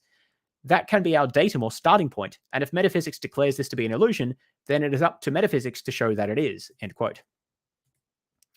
So once again, I think that this is a very poor argument. It seems to be, these statements seem to conflate our experience with one particular metaphysical interpretation of such an experience. So here's what Oaklander has to say about that. Quote, the tenseless theorists he's talking about, they're not attempting to defeat the experience of time, but rather they are attempting to explicate what the commitments are of that experience, what the ontological commitments are of that experience. Craig packs into the experience an ontology that assumes what Craig needs to prove, and then criticizes the tenseless theory for trying to eliminate the tensed ontology that is given to us, according to Craig, in the experience. So this is what I was saying before. Craig builds in his preferred interpretation as part of the experience, and then demands to know how the tenseless theorist can account for that. Whereas, in fact, the tenseless theorist denies that aspect of the experience because they don't agree with Craig's interpretation. There's a difference between the experience itself and the interpretation of that experience, but Craig doesn't draw this distinction. He equates them together. And of course, once you become convinced of a particular interpretation, then it's pretty hard for people to show you how that's actually just your interpretation and it's not part of the experience itself. But because that's the way we perceive things, right? We sort of build our interpretation into the experience. And it's hard to get around that. But I think it's important to realize that often that's what we're doing. And I think that's what Craig is doing here. So it just isn't the case that we experience things coming out into and going out of existence. What we experience is things coming into and going out of our awareness. Whether or not this means that they also come into and go out of existence, like ontological existence, is not something we can determine based on our personal experience. That goes beyond our experience. We can't tell just because we're not aware of something at a given moment that means that it's ceased to exist. How could we possibly know that, right? We only know what we're aware of, not whether the thing still exists somewhere, but we're just not being aware of it right now. If Craig wants to dispute this, then I would challenge him to specify what it is exactly about his own personal experience of temporal becoming that allows him to discern specifically that things cease to exist when they pass out of his awareness. So how does he discern, based on his experience, that the things that he's no longer perceiving have ceased to exist? I contend that there's simply no way for him to do that. All he can see is that he's no longer aware of them, not that they've ceased to exist. The tensed theorist would simply say, the tenseless theorist would simply say that those events are earlier than, the current statement or Craig's current thought or whatever. They haven't ceased to exist. They're just at a different slice of time. I don't know how Craig can distinguish the difference between those two positions just by introspecting. So let's use an example here that Craig talks about to illustrate this issue of temporal becoming. So Craig uses an example here of the statement, "I wish it were now 1968," to illustrate how we can understand the idea of being now differentially located. So what Craig says is that even though we can't make it to be the case it is now 1968, we all kind of understand what it would mean for that to be the case, right? As in, you like bring the now back to 1968, so to speak. Craig thinks that this supports a tense theory of time because such wishes, they make sense under a tensed but not under a tenseless theory. And the reason that's the case is because I wish it were now 1968 just doesn't mean anything under a tenseless theory, because this is really talking about the location of the now, so to speak, which series of events is in the present or is present. Now, tenseless theories deny the existence of tense facts, and so there just isn't any way for that, not just that there's no way to make that wish true. The wish is meaningless under a tenseless theory of time. There's no such thing as now. What Craig says that he doesn't mean that he wishes he were experiencing 1968, because you can make sense of that under a tenseless theory. No, he says that he says that Craig says that what he wishes is that it were now 1968. So let me go through a quote of that. Quote, "The best the tenseless theorist could do would be to make sense of such wishes, is to misconstrue the wish into tenseless substitutes. For example, I wish that the events of the world were reconstituted in such a way that things appear to be exactly as they were in 1968. Or, I wish I had not made the decisions I did in 1968. Or, I wish that the Christmas was celebrated on the 17th of December instead of the 25th. I wish this event had occurred earlier than it does." Or perhaps I'm adding this, "I wish that I were experiencing the events as they occurred at 1968, and so forth." So what Craig says is these ersatz wishes are clearly not what we're expressing in our original wish. The tenseless theorist seems obligated to say that our real wishes, probably the universal experience of mankind, we've got that again, are just irrational, end quote. Oh, and Craig says again here, quote, "I am not wishing to have different perceptions. I want it to be 1968, not just appear that it was 1968, end quote." So again, my response here is going to be pretty similar. I don't know how Craig knows what everyone wishes when they wish things like, "I wish it were now 1968. It's not clear how he knows that every wish of that sort has a single definite meaning and that lines up with what Craig thinks that it means. That seems to be a bit of a stretch. But even aside from that, sort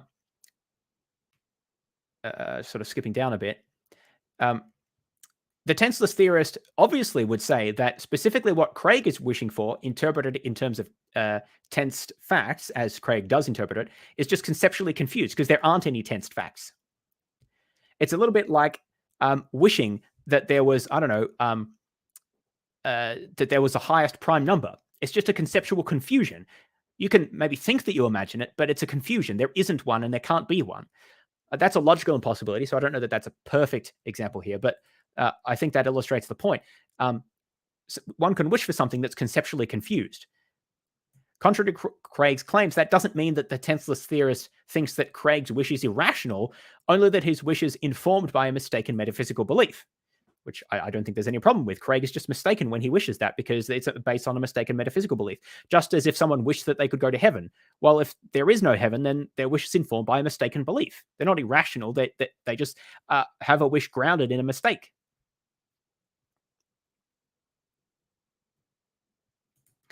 Okay, I think there's a few other things that I talk about there, like the experience of waiting, but I think that I've made the point here, so I'll skip a few paragraphs here.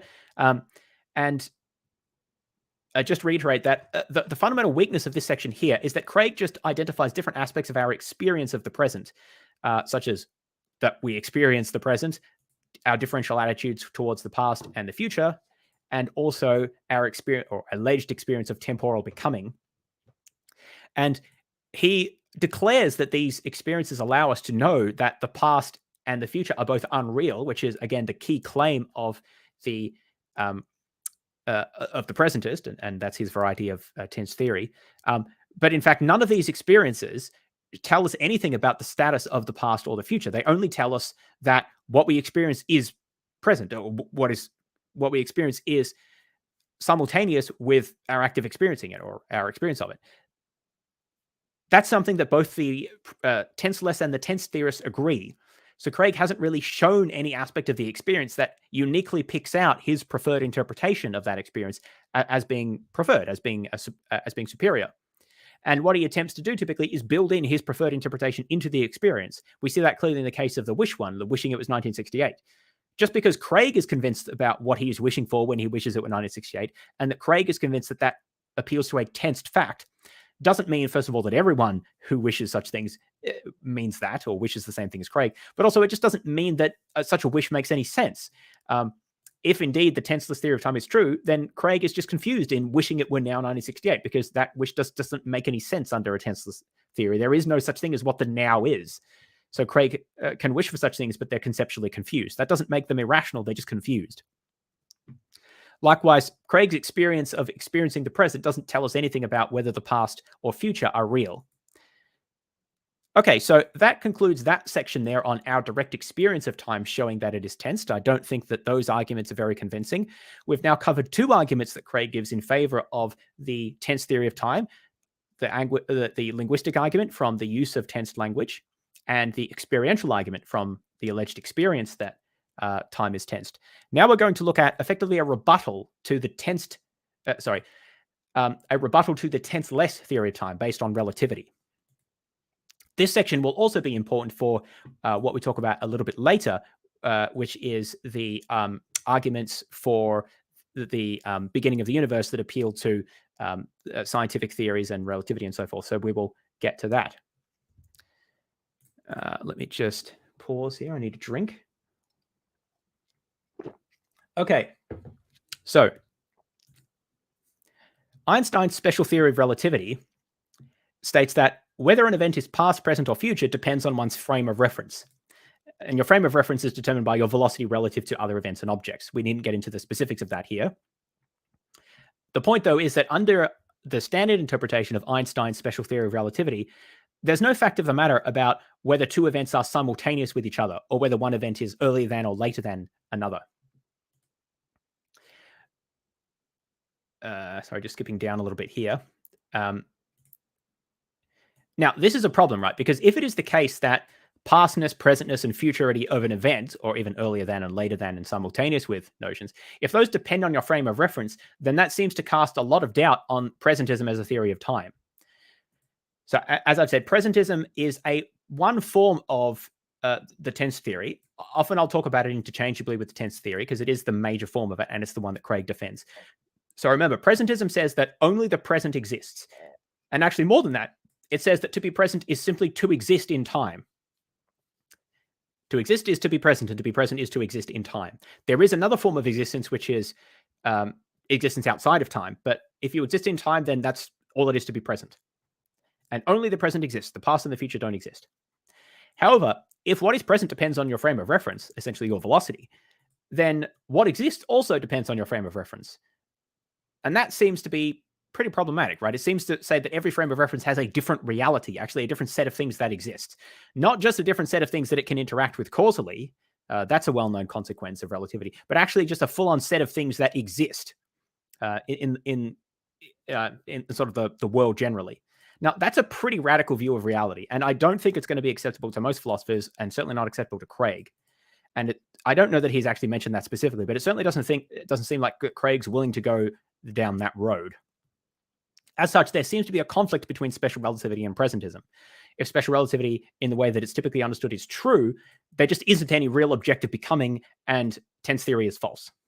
So this is an old argument that's been made for decades, probably like a century now, I suppose, since special relativity was developed, or shortly thereafter. When people realized that special relativity had the implication that simultaneity and past and future and so on was relative to reference frame, that makes it hard to understand the notion of an objective present. So Craig wants to fight back against this because he needs there to be an objective present for the Kalam to work. So what does Craig do in response to this? So Craig distinguishes between the mathematical structure of relativity, special relativity, which is, he argues, is firmly established and well supported empirically, and the philosophical interpretation of that theory, which Craig argues is not so firmly established. Craig then argues that the standard interpretation of special relativity, whereby all reference frames are considered to be equivalent and like equal, and therefore there's no absolute or preferred reference frame, Craig argues that that's much worse than his preferred alternative interpretation. Now, Craig says that the standard interpretation of special relativity, which is the Lorentzian interpretation, sorry, I misspoke. Craig's preferred interpretation is called the neo-Lorentzian interpretation. And Craig says that that's superior to the standard interpretation. So let's read a quote from Craig to illustrate what he's saying here. Quote, "A conception has physical reality only," Craig's quoting Max Born here, "a conception has physical reality only when there is something ascertainable by measurement corresponding to it in the world of phenomena. With respect to distant simultaneity," he advises, "the quantitative physicist sees no meaning in the statement that an event A and an event B are simultaneous, since he has no means of deciding the truth or incorrectness of the assertion. Since Einstein showed that there is no means of determining absolute time, this signifies that absolute time has no physical reality." End quote. That quote there is a little confusing because I'm quoting Craig, who's intermittently quoting Max Born. But the point of all of that is that Craig is saying here that the physicists are using an outmoded metaphysical position called logical positivism. Essentially, the physicists are saying, look, if you can't measure something or if you can't discern it by measurement, then there's no fact of the matter. So if you can't measure an absolute frame of reference, then there isn't one. If you can't experimentally verify the existence of something, then it doesn't exist. And Craig critiques this as being a form of logical positivism, which holds that statements are only true either by definition, like in mathematics, or they're experimentally, empirically verifiable. Only those statements have any meaning, according to the logical positivists, and that's the basis on which the physicists are actually appealing to the fact that there is no objective frame of reference. Because again, what special relativity theory says is that you can't, specifically actually what it says is that the laws of physics are the same in all inertial reference frames, which means that there is no experimental way of verifying the difference between any inertial reference frames and any other one, which means that there's no way to distinguish one as being preferred empirically. Now, Craig critiques them from going from that claim, which Craig agrees with, to the claim that there is no objective reference frame or there is no preferred reference frame. Because Craig is saying, look, just because you can't experimentally verify something, that doesn't mean that there's no fact of the matter or that it's not true. Craig says that that's inference is logical positivism, which is, outmoded. That's an outdated view. According to Craig, and I guess I sort of agree, but according to logical positivism, all statements that are not empirically verifiable or true by definition should be rejected as meaningless. So logical positivism has been almost universally rejected in philosophy, and Craig says that therefore we should revisit the idea that just because special relativity shows that there's no measurable differences between reference frames, that therefore it also shows that there's no absolute or preferred reference frame, and therefore no absolute space or time. So Craig is denying the inference from no measurable difference between reference frames to no difference at all between reference frames. So let's quote him here. Quote, "With the failure of positivism, the tense theorist, like Craig, is quite free to make a distinction between physical time and space, clock and rod measurements, and metaphysical time and space, ontological time and space independent of physical measures. Special relativity is a theory about physical time and space and says nothing about the nature of metaphysical time and space. Questions dealing with the latter are philosophical in nature and must be dealt with as such." End quote. Now, I'm going to footnote here and remind people that Craig argues that, what book is this in? Oh, Ibid, that doesn't help. I think this is his book on time and relativity. But Craig argues very explicitly here that special relativity is a theory about physical time and space and says nothing about the nature of metaphysical time and space. It follows from this that any theories, any physical science scientific theories that are built on special relativity are also theories about physical time and space and don't say anything about the metaphysical nature of time. Let's remember that, because what we don't want Craig to do is appeal to any theories that use special relativity or general relativity for that matter, and make claims about the metaphysical nature of time on the basis of those theories. Because, as Craig says, special relativity is only a theory of physical time and space and is not a theory about the nature of metaphysical time. So just bear that in mind, because we will come up against that once again. But that comes a little bit later. So as I mentioned, instead of a conventional interpretation in which space and time are united in a single entity called space-time, which is four-dimensional and looks a lot like the tenseless block universe that we talked about in the previous section. That's the standard interpretation certainly in physics. And there's no preferred frame of reference. Craig defends a view called neo-Lorentzian interpretation. Now, according to this interpretation, there is a preferred frame of reference. Motion relative to that frame of reference causes relativistic effects of time dilation and length contraction and so forth. Craig argues that this interpretation is well suited to a tense theory of time because it permits reconciliation of the experimental successes of special relativity, so it keeps all of those, but it also allows for objective temporal becoming in a preferred frame of reference, which is necessary for the theory of time. So there's a preferred frame of reference. That's the frame of reference that we're kind of referring, or that at least grounds temporal becoming and past, present, and future. And any other frame of reference has time measures that are distorted relative to that because of their relative velocity.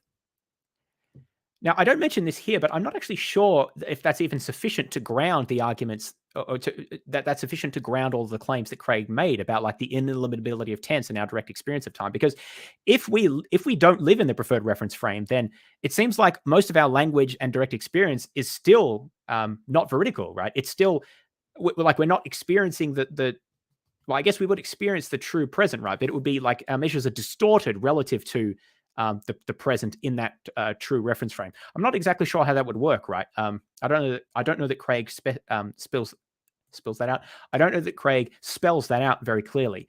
But if you're going to say that anyone who doesn't live in the objective preferred reference frame has measures that are distorted, then it seems that that's going to lie in tension with claims that we have direct experience of the nature of time, for example. Anyway, but let's put that to the side for now. Only a small minority of contemporary physicists accept a neo-Lorentzian interpretation of special relativity. One of the reasons for this is that this interpretation proposes the existence of an absolute frame of reference, which the standard space-time interpretation doesn't need. And therefore, the space-time interpretation is often preferred on the basis of Occam's razor. You don't need to postulate this, so why postulate it? Craig would say, I think, that you need to postulate it because we need to get the tense theory of time back because, all these other reasons that we need to have for it. But that still provides a problem for Craig's interpretation, I think, because it's more complicated. Another reason for the widespread rejection of the neo-Lorentzian interpretation is that it requires all laws of nature to be modified whenever there's relative motion between our frame of reference and the preferred frame of reference. And that modification must occur in just such a way as to make it impossible to detect the preferred reference frame. Even though there's no real mechanism that's ever been given, at least to my knowledge, about why that should be the case or how it should occur. It's just sort of specified that all of our measurements about the duration of events and the length of objects are skewed, if you like, and therefore deliver different measurements than they would in the preferred reference frame. So that seems almost like a cosmic conspiracy, right? Given that we don't have any theory of that. And it doesn't seem like a very satisfactory explanation. It seems very ad hoc, and that's why many physicists have given that up. Craig does not regard this objection as decisive. He thinks that these objections are outweighed by the advantages that Lorentzianism interpretation offers relative to its consistency with the tense theory of time.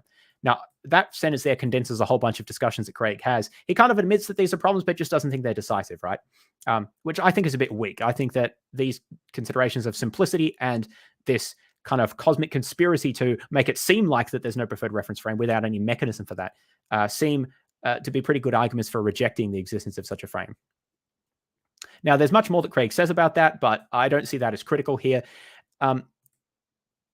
However, even if Craig's Lorentzian interpretation fails, Craig can simply say that relativity theory only describes physical time and that we cannot make any inferences about metaphysical time on the basis of relativity theory. And indeed, he did say that before. So I'm actually not sure why he needs the Lorentzian interpretation. He could just ditch that and say, look, I don't know what is the exact relationship between metaphysical time and physical time, other than that physical time isn't the same thing. and special relativity study physical time, not metaphysical time. That's what Craig said before, and I think that's really all he needs here. So I don't want to go any more about the neo-Lorentzian interpretation, which he writes for just pages and pages and pages in his book, which is very tedious. But I've saved you that trouble. Okay, so that's what Craig has to say about the special theory of relativity. However, let's talk a little bit about the general theory of relativity. So nearly all of Craig's writing on relativity theory has focused on explicating the relevance of special relativity for the philosophy of time and demonstrating that special relativity doesn't actually prove that there's no privileged reference frame. Now, let's just grant Craig that point for the sake of argument. But here I want to focus on what I think is a way more powerful argument in favor of the tenseless theory, and that's drawing from the general theory of relativity. Now, while the special theory of relativity primarily talks about space and time and how they're affected by the relative motion of observers in different reference frames, general relativity is actually quite different. It primarily describes how matter and energy within space alters the shape of that space, and conversely, how the motion of matter and energy are affected by the shape of space. So general relativity constitutes the most developed form of the idea that space and time are linked in a four-dimensional matrix called space-time. Craig acknowledges that, taken at face value, this four-dimensional conception of space-time is very conducive to a tenseless theory of time, since all points of time in this conception exist tenselessly alongside the three spatial dimensions in a four-dimensional block. However, this four-dimensional space-time really can't be reconciled with a tense theory of time, since if all moments of time exist alongside one another, so to speak, at different temporal slices, there's just no room for objective temporal becoming. There's no sense in which one slice gives rise to the other. They all exist alongside each other. Also, Craig's neo-Lorentzian interpretation isn't relevant to general relativity. So, quote, "A crucial point of general relativity is that the four-dimensional space-time with non-zero curvature is not dispensable anymore. Contrary to the Minkowskian case, which is the flat universe case, general relativity is not susceptible of a global Lorentzian formulation," end quote. To be honest, I could probably ditch that quote. I don't know that it's that necessary, but anyway, it's just illustrating that Craig does identify that neo-Lorentzian interpretations aren't sufficient for general relativity. You need to do more work there. Now, this leads me to present the following argument from general relativity in defense of a tenseless theory of time, which I think is a much stronger argument than any of the arguments Craig gives in favor of a tensed theory of time. So, premise one, the general theory of relativity treats space-time as intrinsically united into a single entity called space-time, four-dimensional, the warping of which generates the effects of gravity, the warping by the presence of mass.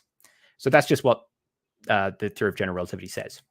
Premise two, this theory has generated many novel predictions which have subsequently been experimentally verified to an exceptionally high degree of precision.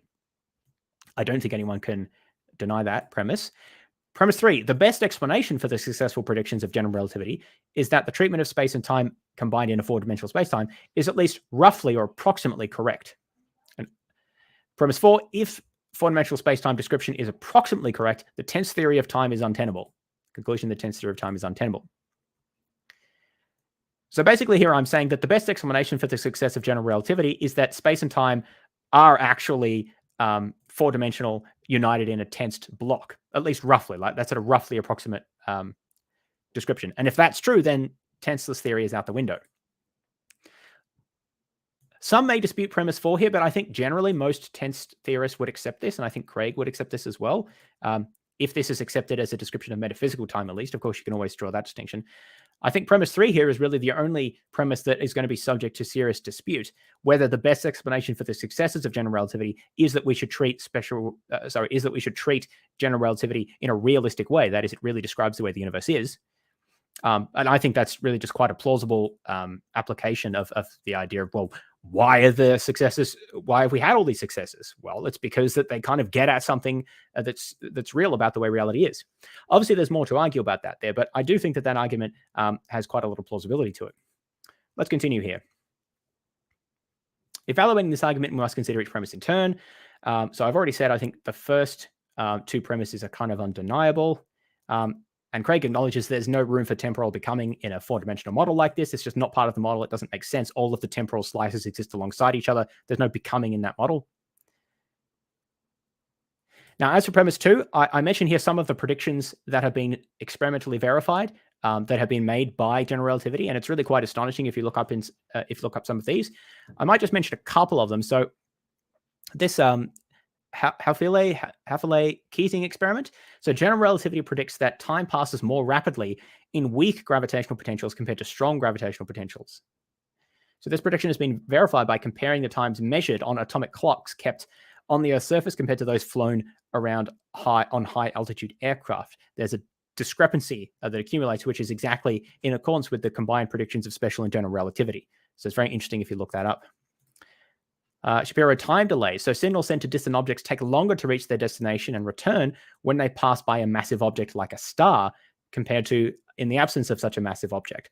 This is a manifestation of gravitational time delay, but is a separate and independent means of detection. Gravitational redshift. So electron radiation is redshifted, or it has its wavelength increased when it is emitted from within a strong gravitational field compared to a weak one. The magnitude of the effect is only correctly predicted by general relativity. This phenomena is yet another experimental verification of gravitational time dilation. Gravitational lensing is probably one of the most impressive displays here. So massive objects like distant galaxies have observed to bend light that can produce multiple images of the same background object. The magnitude of the lensing, once again, is only correctly predicted by general relativity and matches up with our observations. Gravitational waves, which are waves in the curvature of space-time, are predicted by general relativity and have recently been observed by very careful experimental detection. So there's a wide range of these forms of evidence here that indicate that the predictions, and here's a diagram here showing how if we look at space-time, imagine this is 4 dimensions, but of course I've only shown 2 here for simplicity. Massive objects bend space-time, which bends the path of light as it travels through what is actually a straight line, but it's a straight line in curved space. So it kind of looks like a curved line in if you like, straight space as we see it. This effect is predicted and but is accurately empirically predicted by general relativity.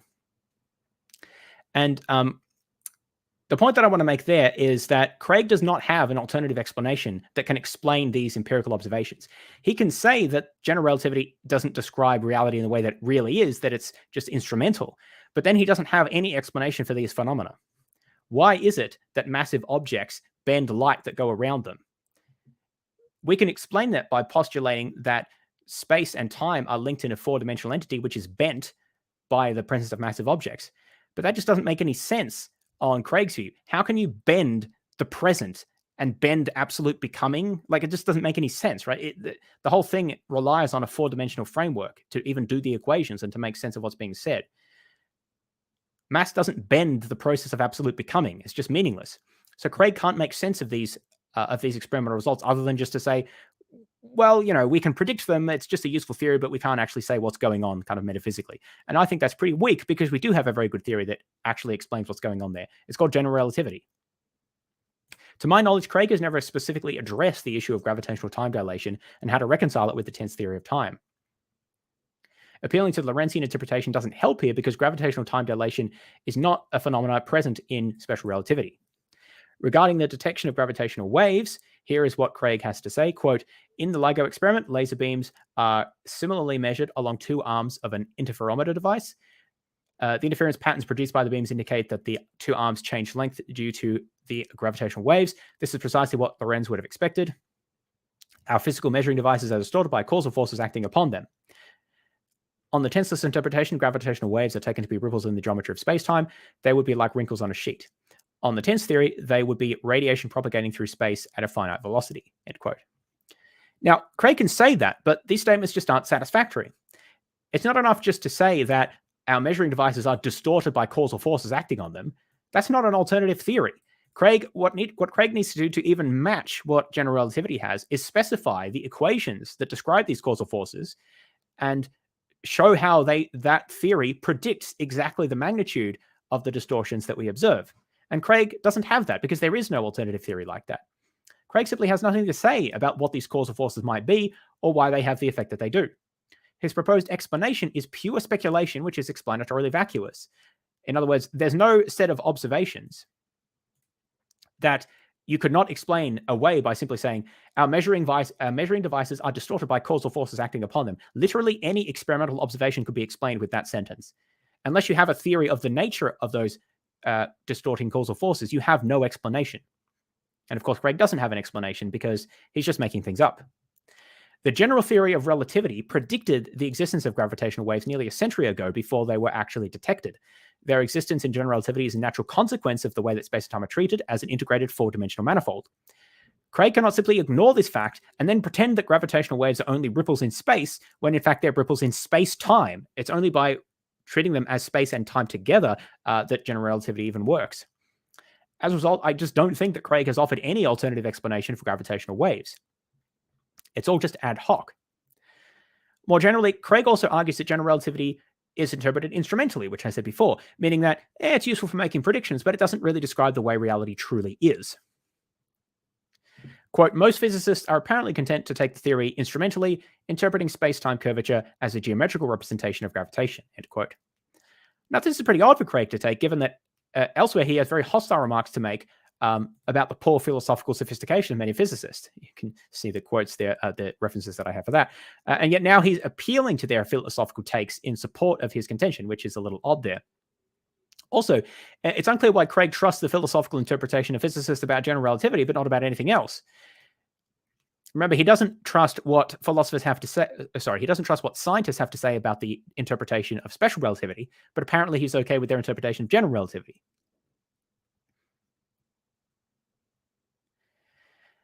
I've already said this, so I'll skip a few sentences here.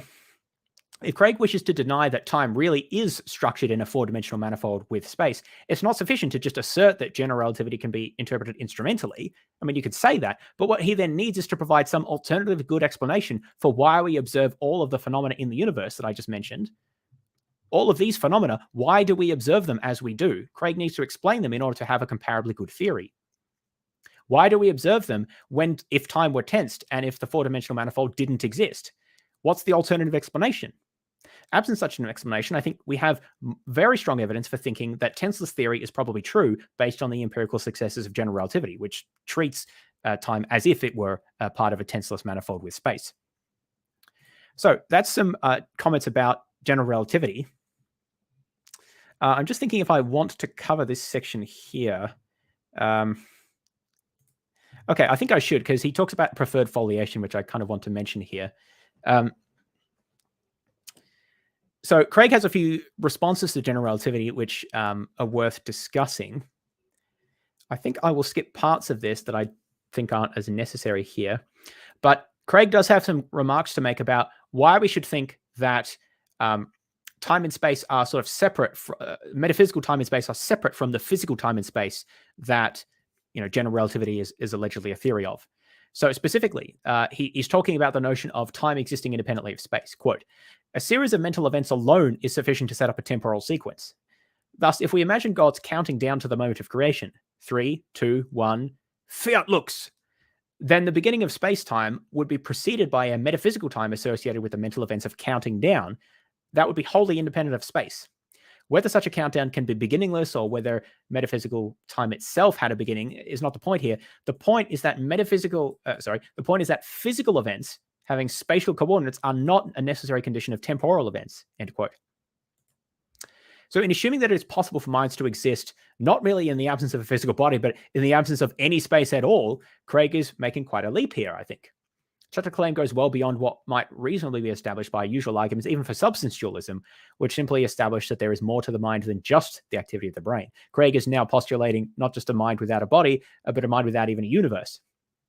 Of course, Craig is right to say that there's no logical impossibility, as far as I can tell, of saying that there could be a mind existing without space that then sort of counts and gives rise to a temporal sequence. But the question is not logical necessity, but whether it actually exists, right? The mere possibility, logically, of a totally non-spatial mind and totally non-spatial sequence of events does not establish other than that it's conceivable that space-time might not exist. Unless Craig can give actual reasons for thinking that there are such minds that do actually give rise to these non-spatial temporal sequences, then I just don't see why such thought experiments give us reason to doubt the existence of space-time. All Craig is really saying is that it's logically possible or conceptually possible that there could be sequences of events that are non-spatial, but he hasn't given us a reason for thinking that there actually are any such things. Craig also presents an argument that we should be suspicious about the realism of four-dimensional space-time because space-time intervals can take imaginary values over time-like intervals. So here's quoting someone else. Quote, This is disturbing in the first place because imaginary numbers seem like a paradigm of a convenient conceptual fiction. The serious question, however, is not whether there are imaginary numbers, but whether there really could be such a thing as mathematically imaginary physical quantities. No one doubts the convenience of computing with such quantities, even in an eminently practical field like electrical engineering, but in the end, the imaginary parts of the result are discarded. Could it be otherwise in special relativity? Now, this question is strange because, as it notes in the quote, imaginary numbers occur in many applications in science and engineering. For example, in quantum mechanics, they appear in Schrödinger's equation. They're used to describe circuits in electrical engineering as well. And scientists, therefore, do not regard the presence of imaginary values as indicating anything wrong or non-physical with a theory, as long as any observable quantities are measured in real numbers. In quantum mechanics, the wave function can take on imaginary values, but the wave function is never observable, only the square of the wave function, which is always real valued. Now, likewise, in general relativity, the space-time interval is never observable. Only proper time and proper length intervals are observable. And these are always real numbers. Space-time intervals can take imaginary values, but they are never something that we can observe. And so just like the wave functions in quantum mechanics, there's not really any problem here about the theory describing something in reality. It's like that Craig sees the imaginary number in the equations and then starts to get into a cold sweat as if there's something wrong with the theory. There's something funny about it. But as long as any observable aspects of the theory are real numbers, or any observable quantities that derive from the theory are real numbers, then that's all that's necessary. Now, Craig doesn't say much about this, at least from my research. Maybe he said something more recently. Other presentists, however, have argued that presentism and general relativity can be reconciled if we postulate the existence of something called a preferred foliation of spacetime. Basically, the idea here is that if we take four-dimensional spacetime and slice it up into space-like foliations, each of which are present moments, objective temporal becoming would therefore consist of the successive coming into being and going out of being of successive preferred foliations of spacetime. The four-dimensional spacetime manifold of general relativity would therefore be retained, except only a single preferred foliated slice of it would exist at any one moment in time. So most of it would not exist, but you can still, I guess, use equations through it and talk about it instrumentally. Now, one problem with this is that it just postulates the existence of a preferred foliation without any evidence. And so once again, is just adding an ad hoc component to the theory that's not needed. Furthermore, hang on, skipping forward here. There are also technical problems in defining a preferred foliation. For example, there are types of geometries of the universe which don't admit of any preferred foliation, although it's not clear that those describe the actual universe. So I'm not personally sure how important those are, but I'll skip over those here because it's not, I think, the most important thing. The most important thing, however, is that even if there was a preferred foliation, it just doesn't provide the sort of present that Craig thinks is necessary for his theory of time to work, his tensed theory of time. The general theory of relativity states that massive objects distort the shape of space and time, or change the shape, maybe it's a better word. Now, this would still hold even if a preferred foliation did exist, because it's an essential component of general relativity that is the way that we match the theory with experimental observations. Under a tense theory of time, time is not conceived of as a dimension of a manifold that can be curved around. Time is a successive coming into being, actualization of new moments of time through objective temporal becoming. It seems to me that it just doesn't make any sense to say that time as temporal becoming is distorted by massive objects. How can massive objects affect the process of temporal becoming? What's the theory for that? Under general relativity, the reason time dilation occurs, for example, is because time-like paths through spacetime are literally made longer, as we can measure them, as a result of the bending of spacetime by massive objects. In a tense theory of time that Craig promotes, there is nothing about time that can bend, and thus no way for time dilation to be produced. The present can't bend. It's just not the sort of thing that makes sense in that theory. So the existence of a preferred foliation, even if you could establish it, just doesn't provide the sort of theory that Craig needs for presentism, in my view. And so on my view, while the special theory of relativity might by itself not pose a strong challenge for presentism, the general theory of relativity certainly does, because it provides us with very strong evidence for accepting a four-dimensional tenseless theory of time. And Craig's attempts to get around this by interpreting it instrumentally, interpreting the theory instrumentally, or appealing to the fact that it has imaginary numbers and things like that, are just not convincing.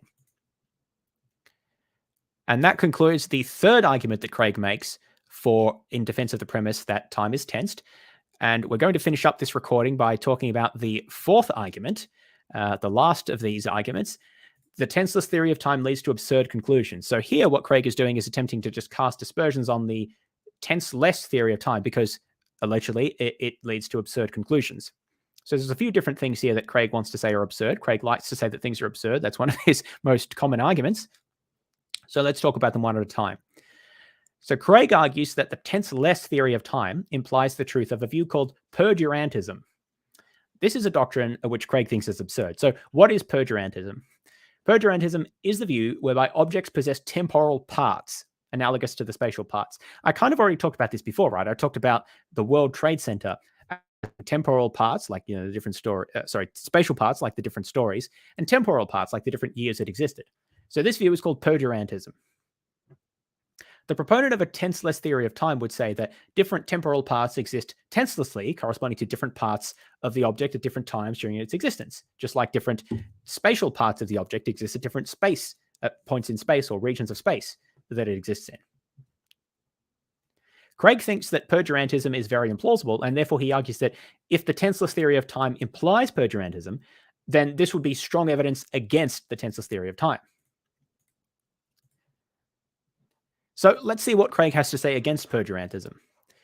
First of all, Craig notes that there are a lot of difficulties in specifying exactly what is meant by a temporal part and how to fix the boundaries of things. Quote, I do not know if these difficulties pose insuperable obstacles for the perdurantist, but he does need to address them more fully, end quote.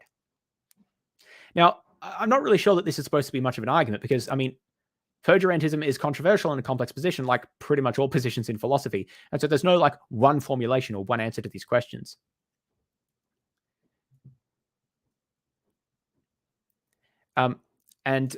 Furthermore, it seems that at least in principle, the problem of defining the boundaries of objects and the nature of temporal parts is not really any different from defining the boundaries of spatial parts of objects, which is a well-known problem, like the problem of the heap, for example. If you have a heap and you remove one grain of sand, is it still a heap? Is it still the same heap?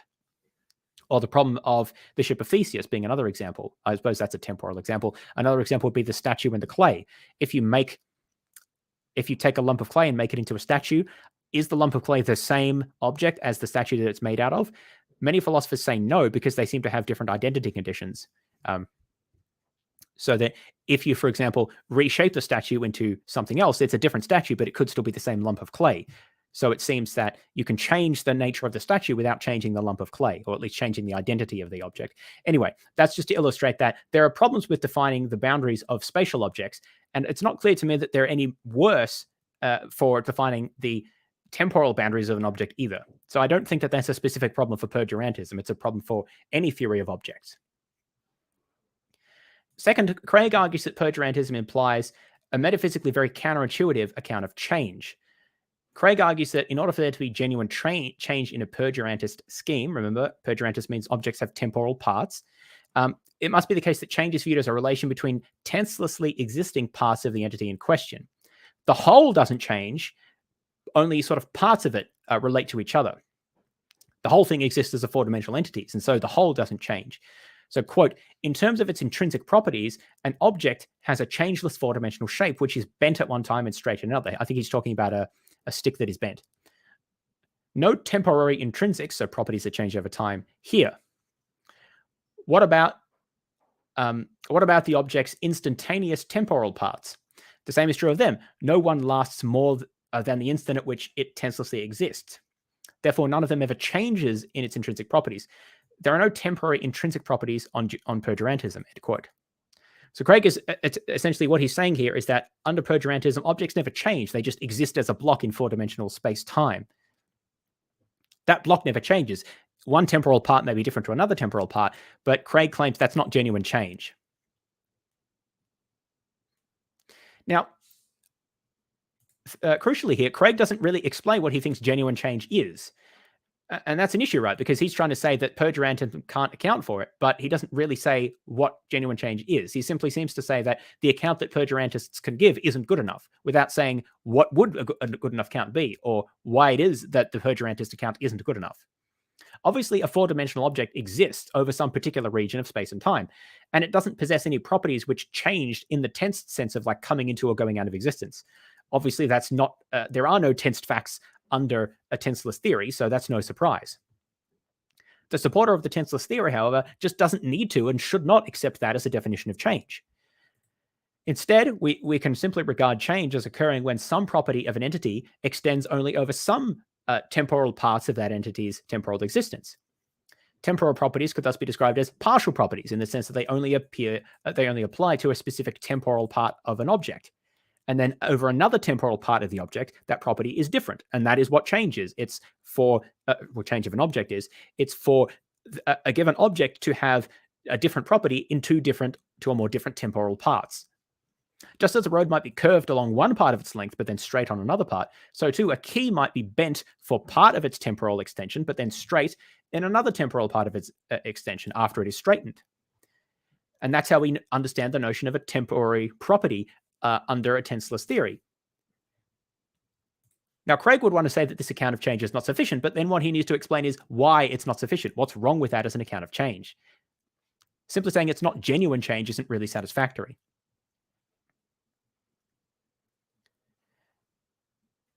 Critically, there's no need for the perdurantist to be committed to the view that each temporal part of an object is some new object that just sort of springs into being at different moments in time. Craig speaks of a piece of chalk that he holds in his hand at 1 second as being a wholly different object from the piece of chalk he held in his hand a second ago, end quote. He's saying that that's true under a tenseless theory of time. To speak this way, however, is to apply tensed concepts to a view which rejects such concepts as invalid. So this is the same thing that Craig's been consistently doing. He takes his own theoretical understanding of time and then demands that the tenseless theorist explain how Craig's understanding fits within their view. But the tenseless theorist doesn't accept Craig's view. So of course they're not going to accept all of the way he phrases things and all of his baggage that he brings. The perdurantist need only hold a view of change that I outlined above. It doesn't require that objects are divided into temporal parts which then come into and go out of existence. Craig might say that that's not real change, but if that objection is to have any force, he needs to explain why we need to be committed to the tense theory of time to have an account of real change, and he without just saddling the perdurantist with metaphysical positions that they don't need to be committed to. So I don't think that there's any problem with accounting for change under a tenseless theory of time. Let's talk about, actually, do I even want to talk about this? No, I don't want to talk about that. I'm going to skip that one. I think it's a bit too technical to go into. Another argument that Craig gives against perdurantism is that it is inconsistent with the phenomenology, the experience of personal consciousness. Quote, on the perdurantist view, persons are not what we normally take them to be, self-conscious individuals who act and react with other things in space and time. Such individuals are just temporal parts or stages of persons. Persons are temporally extended objects under the tenseless theory, which have no consciousness and hence no intelligence, volition, emotion, no interactions, no agency, no moral responsibility, no aesthetic intuition, virtually none of the properties which we normally associate with personhood, end quote. So the problem with this argument is that, once again, Craig is misinterpreting, or misrepresenting rather, and poorly characterizing what perdurantism says about personal identity, saddling his own metaphysical views with onto positions that don't accept those views. So under perdurantism, yes, persons are understood to be temporally extended four-dimensional entities. It does not follow, however, that the people we meet and interact with are not people. Rather, they're just not the whole person. You never meet or interact with the whole of the person, as in like the whole lifetime of that person, only a small temporal slice of that person. Saying that somebody isn't actually a person unless they are the whole entirety of that person throughout their entire life is like saying that the part of the street that's along the front of your house is not on a road because, is not a road, it's not a street because it's not the whole of the road. It's just a part of the road. We don't normally say that, right? We don't normally say that if you encounter part of an object, you haven't really encountered the object because you haven't encountered the whole of it. So, for example, if I say, hey, look, that's the Empire State Building, even if I can't see the entirety of the building, no one would say, well, that's not really the Empire State Building. That's only part of it. I mean, yes, you're only seeing or interacting with part of it, but you're still encountering with the whole thing. It's still appropriate to talk that way, right? Or, for example, you could say that you visited China, even if you've only been to like one city in a very large country. No one's going to say, well, you haven't really visited China because you haven't seen like the entire area. You haven't been to every square foot of China. That wouldn't make sense. Likewise, under the tenseless theory of time, persons are temporally extended. And so it fits within our usage, our common aphorisms, as I say here, about the way that we talk about people. Just as we talk about spatially extended objects and the way we interact with them, as we went to a place, or your house is located at a place, even if it's not located or you didn't go to the whole of that location. Likewise, we say that we met a person, or we experienced an event, even if we didn't meet or experience the whole temporal extent of that event or that person. And we use aphorisms like this, like you walk a day in someone's shoes, experiencing a larger temporal portion of the person than merely a brief meeting. We also talk about the idea that you don't really know someone unless you see them in a wide variety of circumstances and environments. The idea of these sorts of expressions being that we actually recognize that there's more to a person than just like one temporal slice of them, and that you actually need to experience multiple temporal slices of them in order to get to know them better. The whole person extends over more than just your one meeting of them at a particular moment in time. So I think those observations actually fit very well with the position that persons are temporally and spatially extended. And I just don't see the absurdity that Craig sees there. Now, Craig also argues that the temporal parts of persons can't be conscious or experience emotion. But that's just absurd. It doesn't follow at all from perdurantism. That's an absurd extrapolation and doesn't follow from perdurantism. Each temporal slice of a person is conscious of the thoughts and perceptions that are simultaneous with that temporal slice of the person. Obviously, they're not conscious of everything that's part of the entire four-dimensional block of the person. I'm not currently conscious of the things that I experienced when I was a child, but that's perfectly fine. That's the way it is. I'm conscious of the experiences that are simultaneous, with this temporal slice of me. That doesn't mean the person isn't conscious of anything because they're not conscious of everything.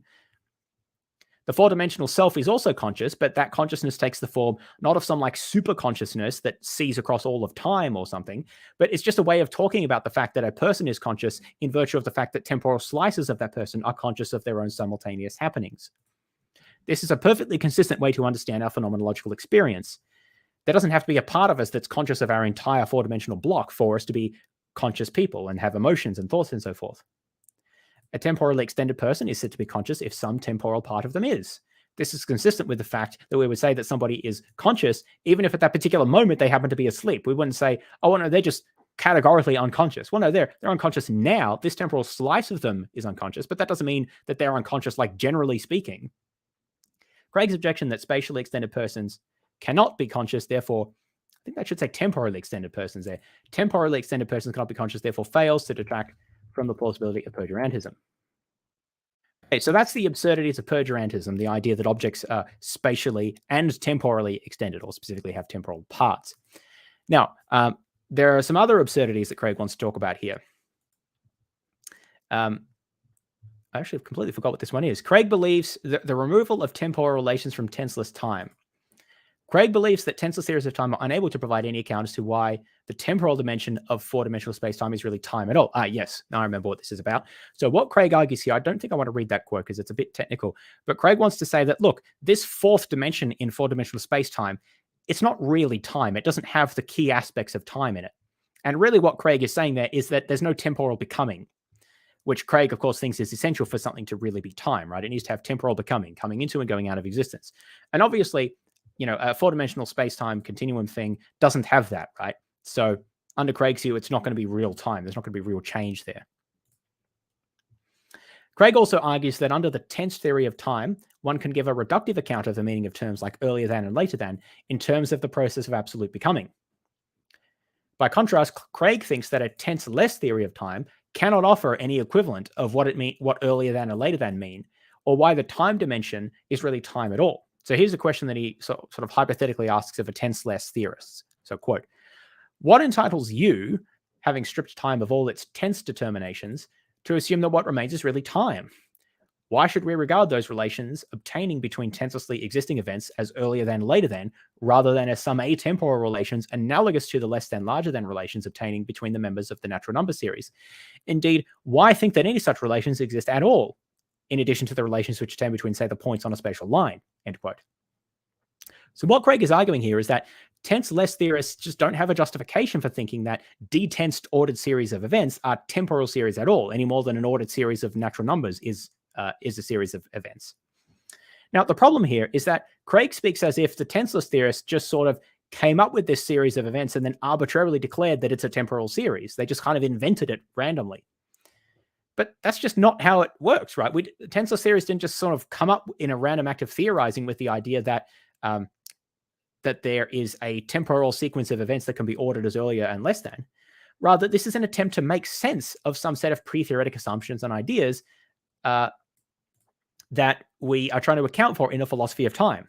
So Paul Helm explains this problem here. Quote, "What's odd here is that Craig's arguments fail to reckon with a basic fact about the tensed versus tenseless dispute, namely that each arises from a common set of pre-theoretic conceptions of time, which each then attempts to theorize about.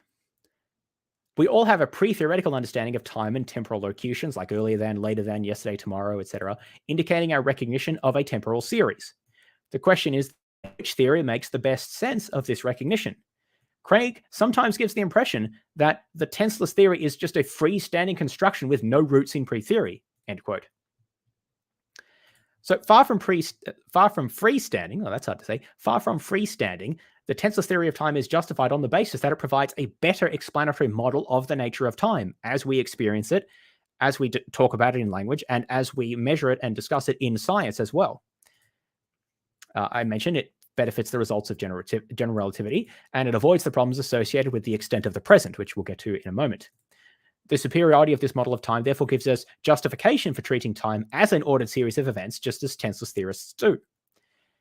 Asking how a series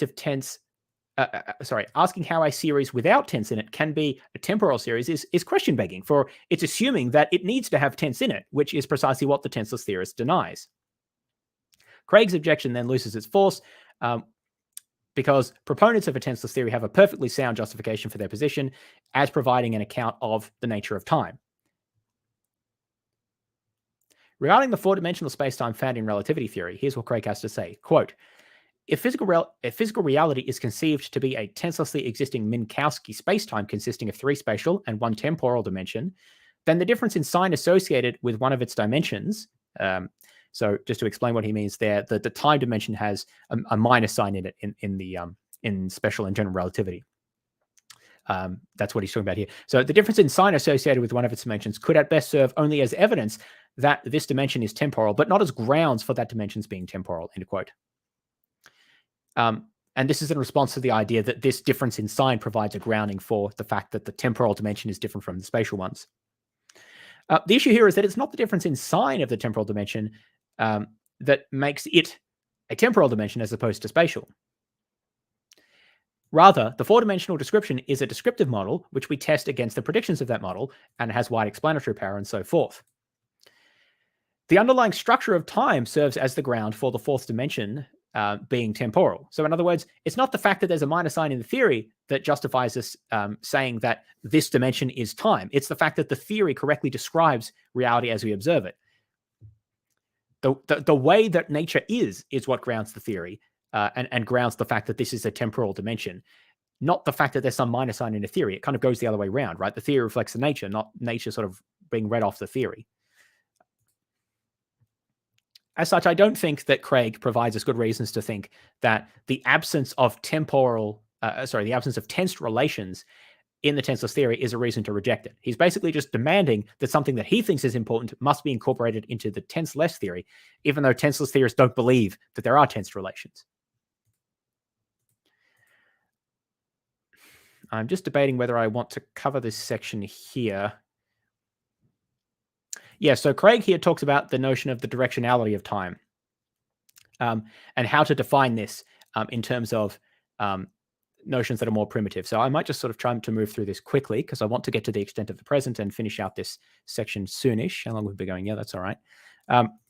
So here's a definition that Craig gives of a reductive account of temporal relations in terms of the process of absolute becoming. So I mentioned this earlier. Quote, to be earlier than equals to be more past or less future than, and to be later than means to be more future or less past than. Craig says that is an admirable reductive analysis of earlier than, later than in terms of tensed facts.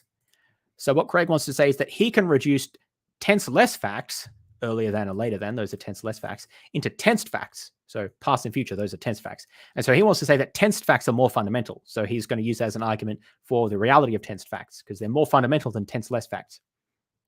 But Oaklander argues that this definition appeals to some essential difference between an event being past compared to future. What does it mean to be less past and more future compared to being more future and less past? According to presentism, to be present is simply to exist. Past and future events do not exist. They're not real. What then is the difference between non-existent past events and non-existent future events that could make one past and one future? In other words, what distinguishes the claim Billy will be taller next year from Billy was shorter last year? Obviously, one is a statement about facts that will be true. The other is a statement about facts that were true. But on Craig's account, what makes the difference between the will be and the were, given that both refer to states of events that do not exist? In other words, what is the part of reality that actually exists, the present, that makes it the case that one moment of time has already elapsed while the other has yet to elapse? Craig tries to give an answer to this by the following definitions. So a future, quote, a future tense statement is true if and only if there exists some tensed actual world at time t in which the present tense version of the statement is true, where t has not elapsed by the present moment. And a past tensed statement is true if and only if there exists some tensed actual world at a time t in which the present tense version of the statement is true, where t has elapsed by the present moment. Now, that might be a bit of a mouthful, but what he's trying to say there is that to understand what it means to say that, let's take the future tense one, for example. A future tense statement is true if there's some world, which is the actual world. So I think he's appealing to a modal account here. So there's like a possible world, which is a tensed world. So there are tensed facts in this world. And the present tense version of some statement is true. Like, what was the example I used up here? Billy will be taller. Well, that doesn't actually make sense because Billy cannot be taller. Let's say Billy is, I don't know, 150 centimeters, right? So Billy will be 150 centimeters is the future tense version of the statement, right? Let's convert it to a present tense version. Billy is 150 centimeters tall. So Billy will be 150 centimeters tall is true if and only if there's some tensed world at a time when the present tense version of the statement is true. So Billy is 150 centimeters tall, where t has not elapsed. So he's saying that the time of that world has not reached the point where the present tense version is true here. It kind of seems like Craig is imagining a series of events ordered along a line and then saying, here's the one where Billy is 150 centimeters tall. At this event, at this world, t has not elapsed yet. So we haven't kind of got there yet. That seems to be what he's saying there. And the vice versa for the past tense one. Now, the issue here is that Craig seems to be describing a tenselessly existing series of events which are successively actualized as each becomes present. That's just what I was saying. He seems to be imagining that there's this event there. The present tense version of the statement is true, whereas like Billy is 150 centimeters tall. And that's kind of an event that's we can consider like kind of exists in some sense. And in a future tense version, it hasn't been reached yet. But in a past tense version, it's already been reached and we're kind of receding away from it. That just won't do, right? As Oaklander says, this is the moving present theory of time that the metaphysic of presentism has sought to avoid. Now, there's, end quote. Now, there's a lot of discussion in Craig's books about this so-called moving spotlight notion of time, which is, I think, widely rejected these days as not making a lot of sense. It's sort of the idea that there's like a timeline where the events kind of exist, but then there's a spotlight that sort of shines on the events and like what makes, where the spotlight is shining makes one the present and then the others are past and future. That is not what the presentist says. The presentist says there's no timeline, there's no spotlight, there's just the present, and that's all that exists. The tenseless theorist says, yeah, there's a timeline, but there's no spotlight. There's no there's no thing that picks out one of the events as being like the present one. So neither of these views agrees with this like moving present or spotlight notion of time. It doesn't make a lot of sense. I won't get into those details here, but like trying to explain what the spotlight's supposed to be just doesn't really make very much sense. No one's really succeeded in that, to my understanding.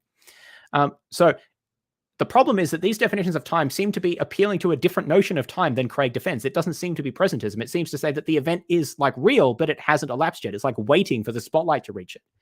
Here's what Craig says in response, quote, my characterization of presentism in terms of possible worlds is not meant to explain why only the present exists or to be found the objectivity of temporal becoming. I'm not sure if I'm missing a word there, but simply to provide a language in which to formulate such notions, end quote. Now, that's a real step back. That's a real retreat, right? Because if that's true, then Craig's attempts to provide a reductive account about pastness and futurity in terms of temporal becoming just don't work, because he's saying, look, this isn't really a description about what grounds the truth of these present or like past, present, and future claims. It's just a language to talk about it. So it seems that he's saying it's not like literally true. It's just a language, right? So then this whole reductive account here just doesn't work because it's not literal. It's just a language to talk about it. It doesn't give the grounds of what the truth maker is of what makes a statement future or past. After all, under presentism, a past state of affairs and a future state of affairs are alike. They are both non-existent. There is nothing that exists to provide a grounding for saying that the past has already elapsed, while the future has yet to elapse. There's no like moving spotlight. It feels like Craig is appealing to where the spotlight is along the trajectory to say whether it's past or future, but that just won't work. There isn't a spotlight. There isn't. All there is the present.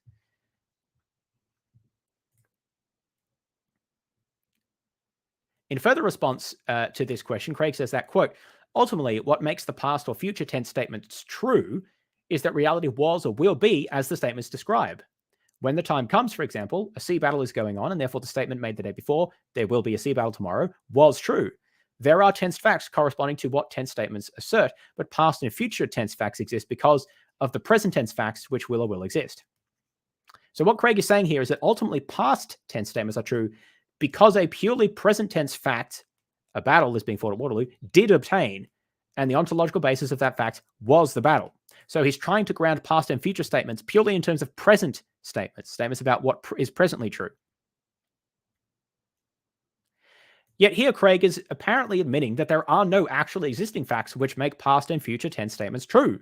Under presentism, to say that the basis of a past tense statement is present tense facts that did exist is precisely to say that these facts no longer exist. There are no present facts that make it true. And likewise, there is nothing currently that exists to make past tense statements true. I feel like this should say future tense statements. I just said past ones here, didn't I? Under Craig's presentism, there is nothing that actually exists which is able to distinguish non-existent past from non-existent future events. All he can appeal to is events that did exist or will exist, but nothing that actually exists now to ground the difference. So Craig's attempted explanation of tenseless facts in terms of the process of becoming doesn't work. All he's been able to do is provide an account of the phrases earlier than and later than in terms of the phrases did and will exist. But he is not able to provide an account as to what the difference is between these two phrases. What is the difference between did exist and will exist? Under presentism, there isn't anything that did exist or will exist because they're both types of non-existence. Neither the past nor the future exist under presentism. Craig's attempt at production only succeeds in accounting for two mysterious concepts in terms of earlier than and later than, in terms of two equally mysterious concepts in terms of future and past, and thus fails as a reductive account of the directionality of time. I therefore conclude that Craig's attempt at reduction fails to offer any insight or advantage over simply saying that earlier than and later than are primitive notions of a temporally ordered sequence. And so is not an argument. Craig does not give an argument here for the tense theory of time. Now, this issue that we've been talking about here, about the problem of distinguishing past and future under presentism, really comes to the forefront when we consider this last issue here, which I think is the single most important part of this first premise here, which is the problem of the extent of the present. And it would be really great if Craig talked more about this. So Craig criticizes the tenseless theory of time for leading to absurd conclusions, yet there is a major unsolved problem with Craig's presentist theory, in that Craig fails to offer a convincing response to what has been called the problem of the extent of the present. So the problem is pretty simple. If all that exists is the present, which is what presentism says, what exactly counts as being present? Is it the present second, the present minute, the present year, or something else? Craig's entire philosophy of time is predicated on the unique existence of a present that is objectively present. So Craig needs to be able to say what is present if that's to make any sense. Now, one possibility here would be that the present could consist of an infinitesimally small instantaneous moment. That's perhaps the most natural claim. But Craig rejects this, arguing that this would result in different paradoxes. I won't get into those here. But also, if Craig did adopt that position, now Craig doesn't explicitly say this, but it seems to me that if Craig did say that the present was an instantaneous moment with like no temporal duration, that would conflict with his argument that an actual infinite cannot exist, because there would be infinitely many past moments that have been actualized. And he rejects this elsewhere.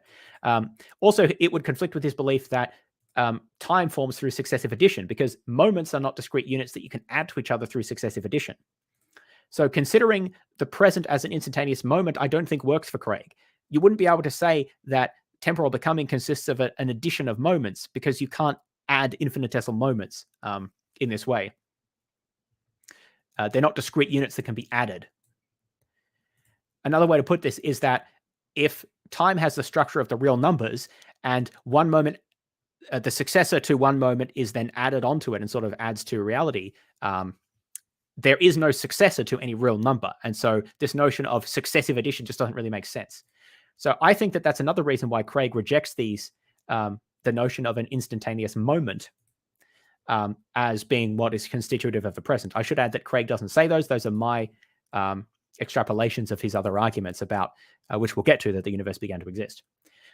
So if Craig adopted the notion that the present was the present moment, it would undermine two of his key arguments for the premise that the universe began to exist. And so it's not really feasible for Craig to adopt that. Now, a second view is that time could consist of temporal atoms. So these are units of time that have a smallest duration. That would be sometimes called a discrete unit. So this would be to say that time has the structure of the natural numbers rather than the real numbers. So there's one and then there's the next one.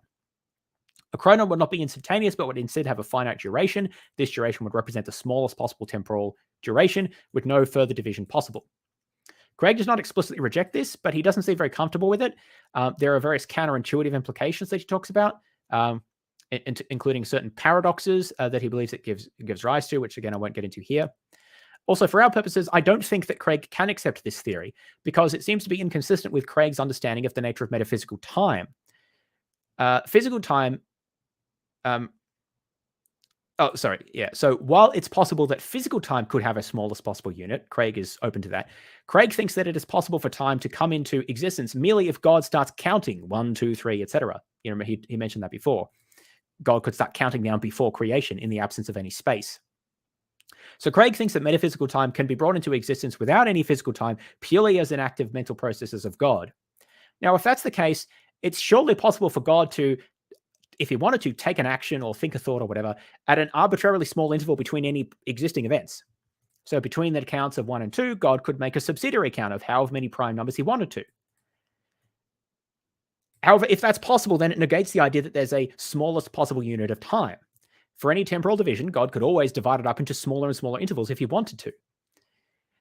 And it seems that Craig is not going to be able to restrain God's ability to do that. I mean, he could just say that that's metaphysically impossible, but I doubt that he's willing to do that. That seems to be a large restriction on God's power and seems inconsistent with what he says about God counting and being enough to bring into time and things like that. So I don't think that that's going to work for Craig, and I think that's another reason why he doesn't argue for this. So it seems that given such problems, Craig resorts to a third theory of the extent of the present, which he calls a non-metrical present. According to this theory, quote, the extent of the present depends upon the extent of the entity described as present. The duration stipulated to be present will be an arbitrary, finite duration centered on a conceptually specified instant, end quote.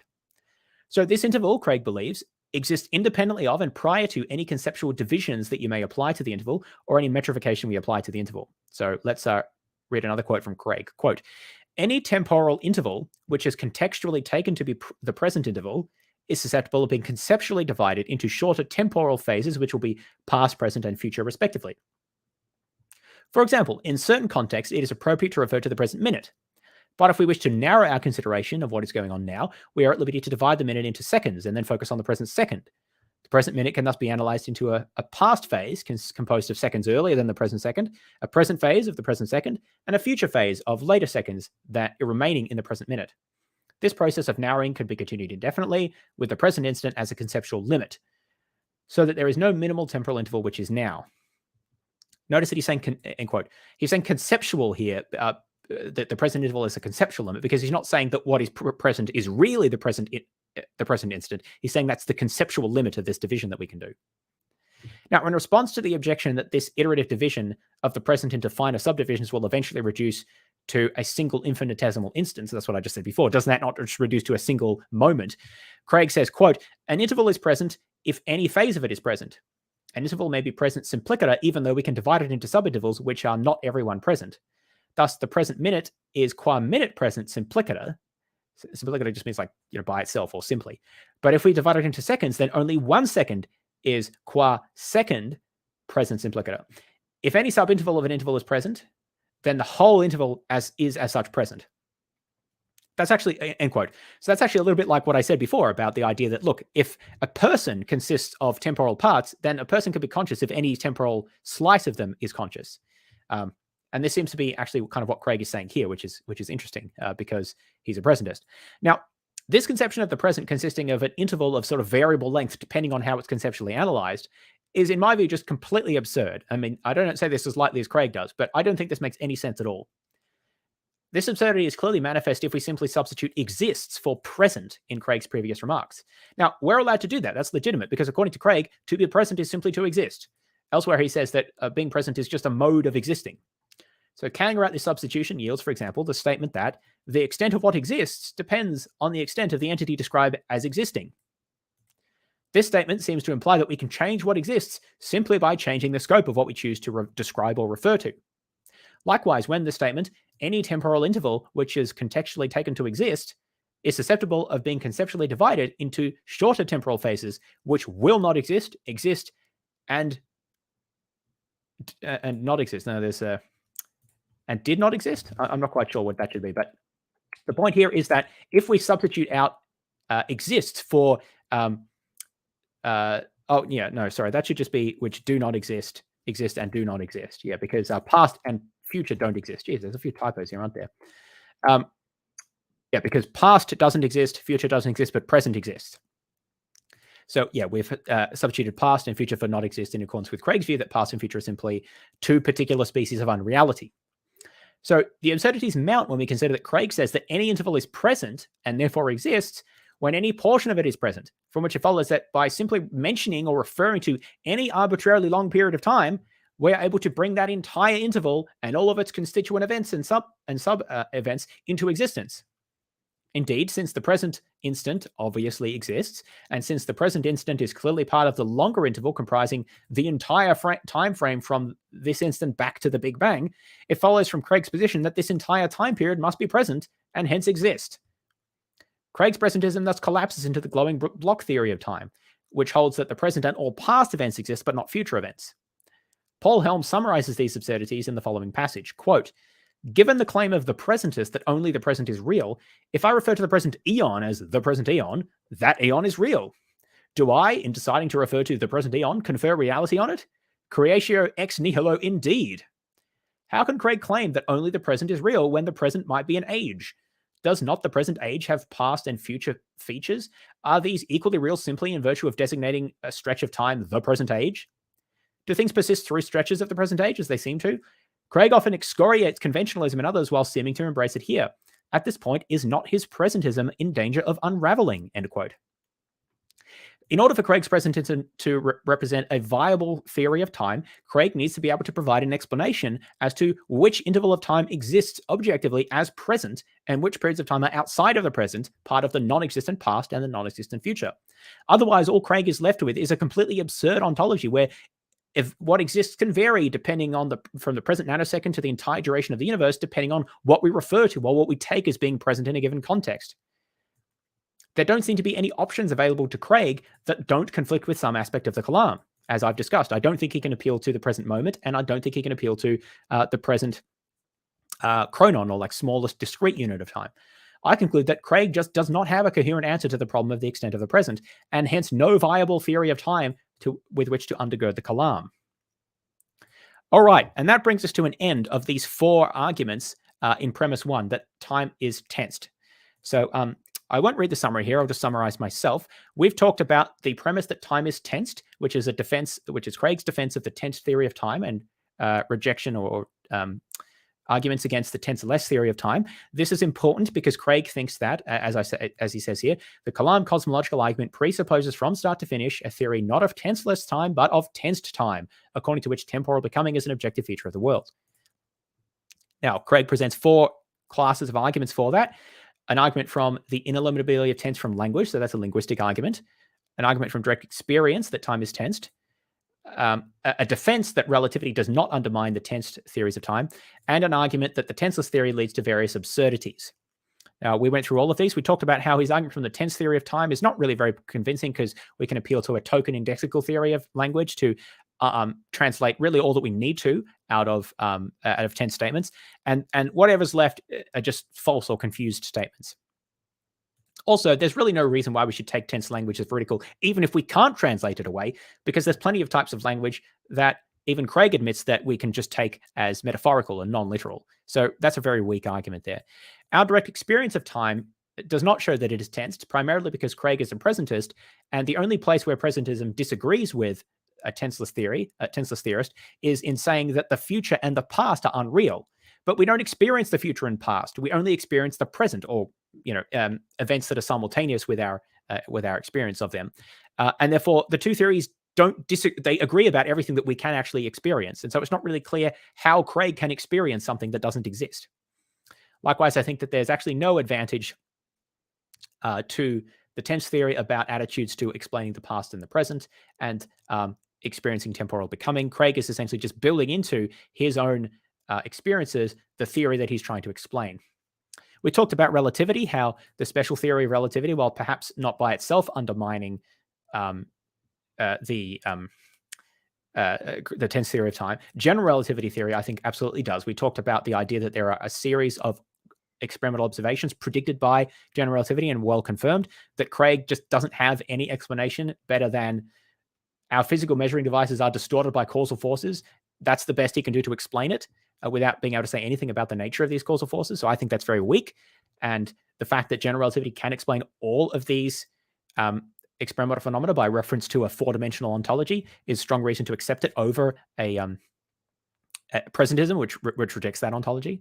And some of the other arguments that Craig makes about the implausibility of the geometrical notions and the notion of mental events being sufficient and so on, I just think are not convincing as we discuss them. And finally, the argument that the tenseless theory leads to absurd conclusions. We talked about perdurantism, the idea that objects have temporal slices, the problem of not having tensed relations in tenseless time, and the issue about the difference between past and future. Essentially, all of these relate to Craig building in his preferred theoretical explanation into the phenomena and then demanding that tenseless theorist explain those aspects which they reject. Craig argues that his theory provides a reduction of tenseless facts like earlier than to tensed ones like more or less present. But as we saw, his reduction doesn't really work, and apparently by Craig's own admission, it's really just a language to talk about it. It's not really supposed to be kind of a literal grounding of temporal becoming, so it's kind of useless. He doesn't actually have anything better to say there than simply saying that earlier than, later than, or past and future relations are kind of primitive. And in the final, and in my view, most critical issue is that Craig just does not seem to have a coherent philosophy of time that works with the Kalam. He can't say that the present is the present moment, because then he can't appeal to his arguments against the possibility of an absolute infinite or accumulation of an infinity through successive addition. He can't appeal to temporal atoms or chronons, because I think that apart from certain paradoxes he mentions, it seems that this would be an implausible restriction on God's ability to just count wherever he wanted to and divide up as arbitrary intervals as he wanted to. So I don't think that's going to work for Craig. And his notion of a non-metrical interval, or non-metrical present, just doesn't make any sense. It effectively is amounts to the claim that what is present depends on what we say is present or what we think of. And the idea that something can be that to be present is simply to exist, and something can have parts of its existing parts that also don't exist, because there's the present interval that can be divided into parts that are past and parts that are future, which don't exist but also exist at the same time, just makes no sense at all. So I conclude that Craig has no convincing arguments in favor of the tense theory of time, whilst there are convincing arguments, particularly general relativity and the problem of the extent of the present, in favor or against the tense theory of time and in favor of a tenseless theory. So to put that into context, when we're talking about the extended Kalam cosmological argument, we've now completed our discussion of premise one, that time is tensed. And as I've argued, I don't think it works out for Craig. I don't think Craig can establish a theory of time that will work with the other premises of the Kalam. But in the next video in this series, we're going to consider premise two, the premise that the universe began to exist, and look at Craig's philosophical and scientific arguments for that premise. And then I think we'll be able to combine premises 3 and 4 into one video because those are both shorter. We will look at the idea that if something begins to exist, it has a cause. And then if the universe had a cause, that was a personal creator. And so that will be in the next video. And as I said, when we finish the Kalam cosmological argument, we'll proceed and cover the remaining chapters. This whole series will probably take a number of months, so bear with me there. But hopefully it will be of interest to people. Okay, so before I finish up, I figure that I might just have a quick look at chat because I'm doing this as a live stream in case people want to chat and watch together, and also just because it's convenient. But unfortunately, because I'm reading through, obviously I'm not really able to interact. So I'll just have a quick look in case anyone has said anything that I want to respond to, and we will finish out for today. Yes, I realize that this may cause some confusion that I'm starting with chapter 2. It's just because I want to start with a meatier chapter. Chapter 1 is just some introductory comments, which isn't as interesting, but I may go back and record that later. Let's see, anything else here?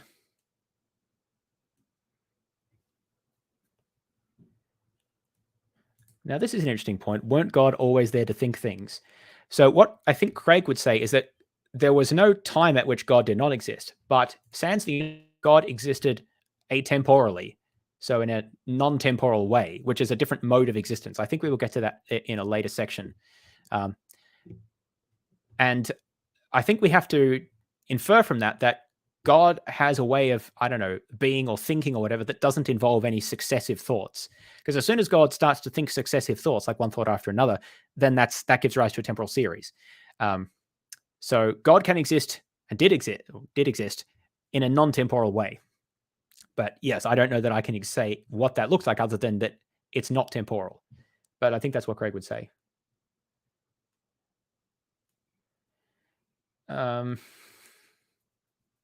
Yes, this is an interesting point as well from Sebastian. It seems to me that if you argue for God as being timeless and spaceless, a B theory of time, or the tenseless theory of time, as I talk about it, falls out of that. So there are some theists that I've heard appeal to, the four-dimensional block theory of time, or tenseless theory of time, as being a way of understanding how God can be like omnipresent or can see the future, or omnitemporal, or things like that, which I think is actually quite interesting. But that's not going to work for Craig, because Craig explicitly rejects that understanding of time. But yeah, some theorists are quite happy with that. Yes. So with respect to this, James pretty much started by suggesting that William Lane Craig's support for A theory is motivated by his need for A theory to support the Kalam. So I think that Craig, from what he says, Craig intuitively believed in the A theory, or the tense theory of time, before he even wrote the Kalam, but he didn't know about it. I quote him talking about that at the start of this chapter here, somewhere or other. And it seems that what happened is that Craig went back, and then in response to this criticism that you're kind of presupposing this notion of time here, he sort of realized that, oh, there's this sort of hole in my argument that I need to fill. And so he spent years and wrote 4 books on the matter. Yeah, I did cover that here. I can't quite find where he says that now. But I did cover that before. Anyway, yeah, so it seems like his writings about the philosophy of time are entirely motivated by a desire to prop up the Kalam. And that explains why he's limited in the philosophy of time that he can give. I think he would be best suited to simply say that the present is the present moment, and then to reject the notion that the process of temporal becoming is successive addition, that it's something else. But that's not going to work, because then his 2 big philosophical arguments for the finitude of the past go. The impossibility of an infinite and the impossibility of the formation of an infinite through successive addition, because the past will be an infinite series of moments, and it doesn't, and the time doesn't move forward through successive addition. It's some different process, right? So I think that's the fundamental. He doesn't say that, but I think that's the fundamental reason why he rejects the idea that the present is a present moment. It constrains that option. There's nothing theological that I think rules that out. It's his commitment to the Kalam that rules that out. And that leaves him with just this, I think, completely nonsensical notion of like the non-metrical present.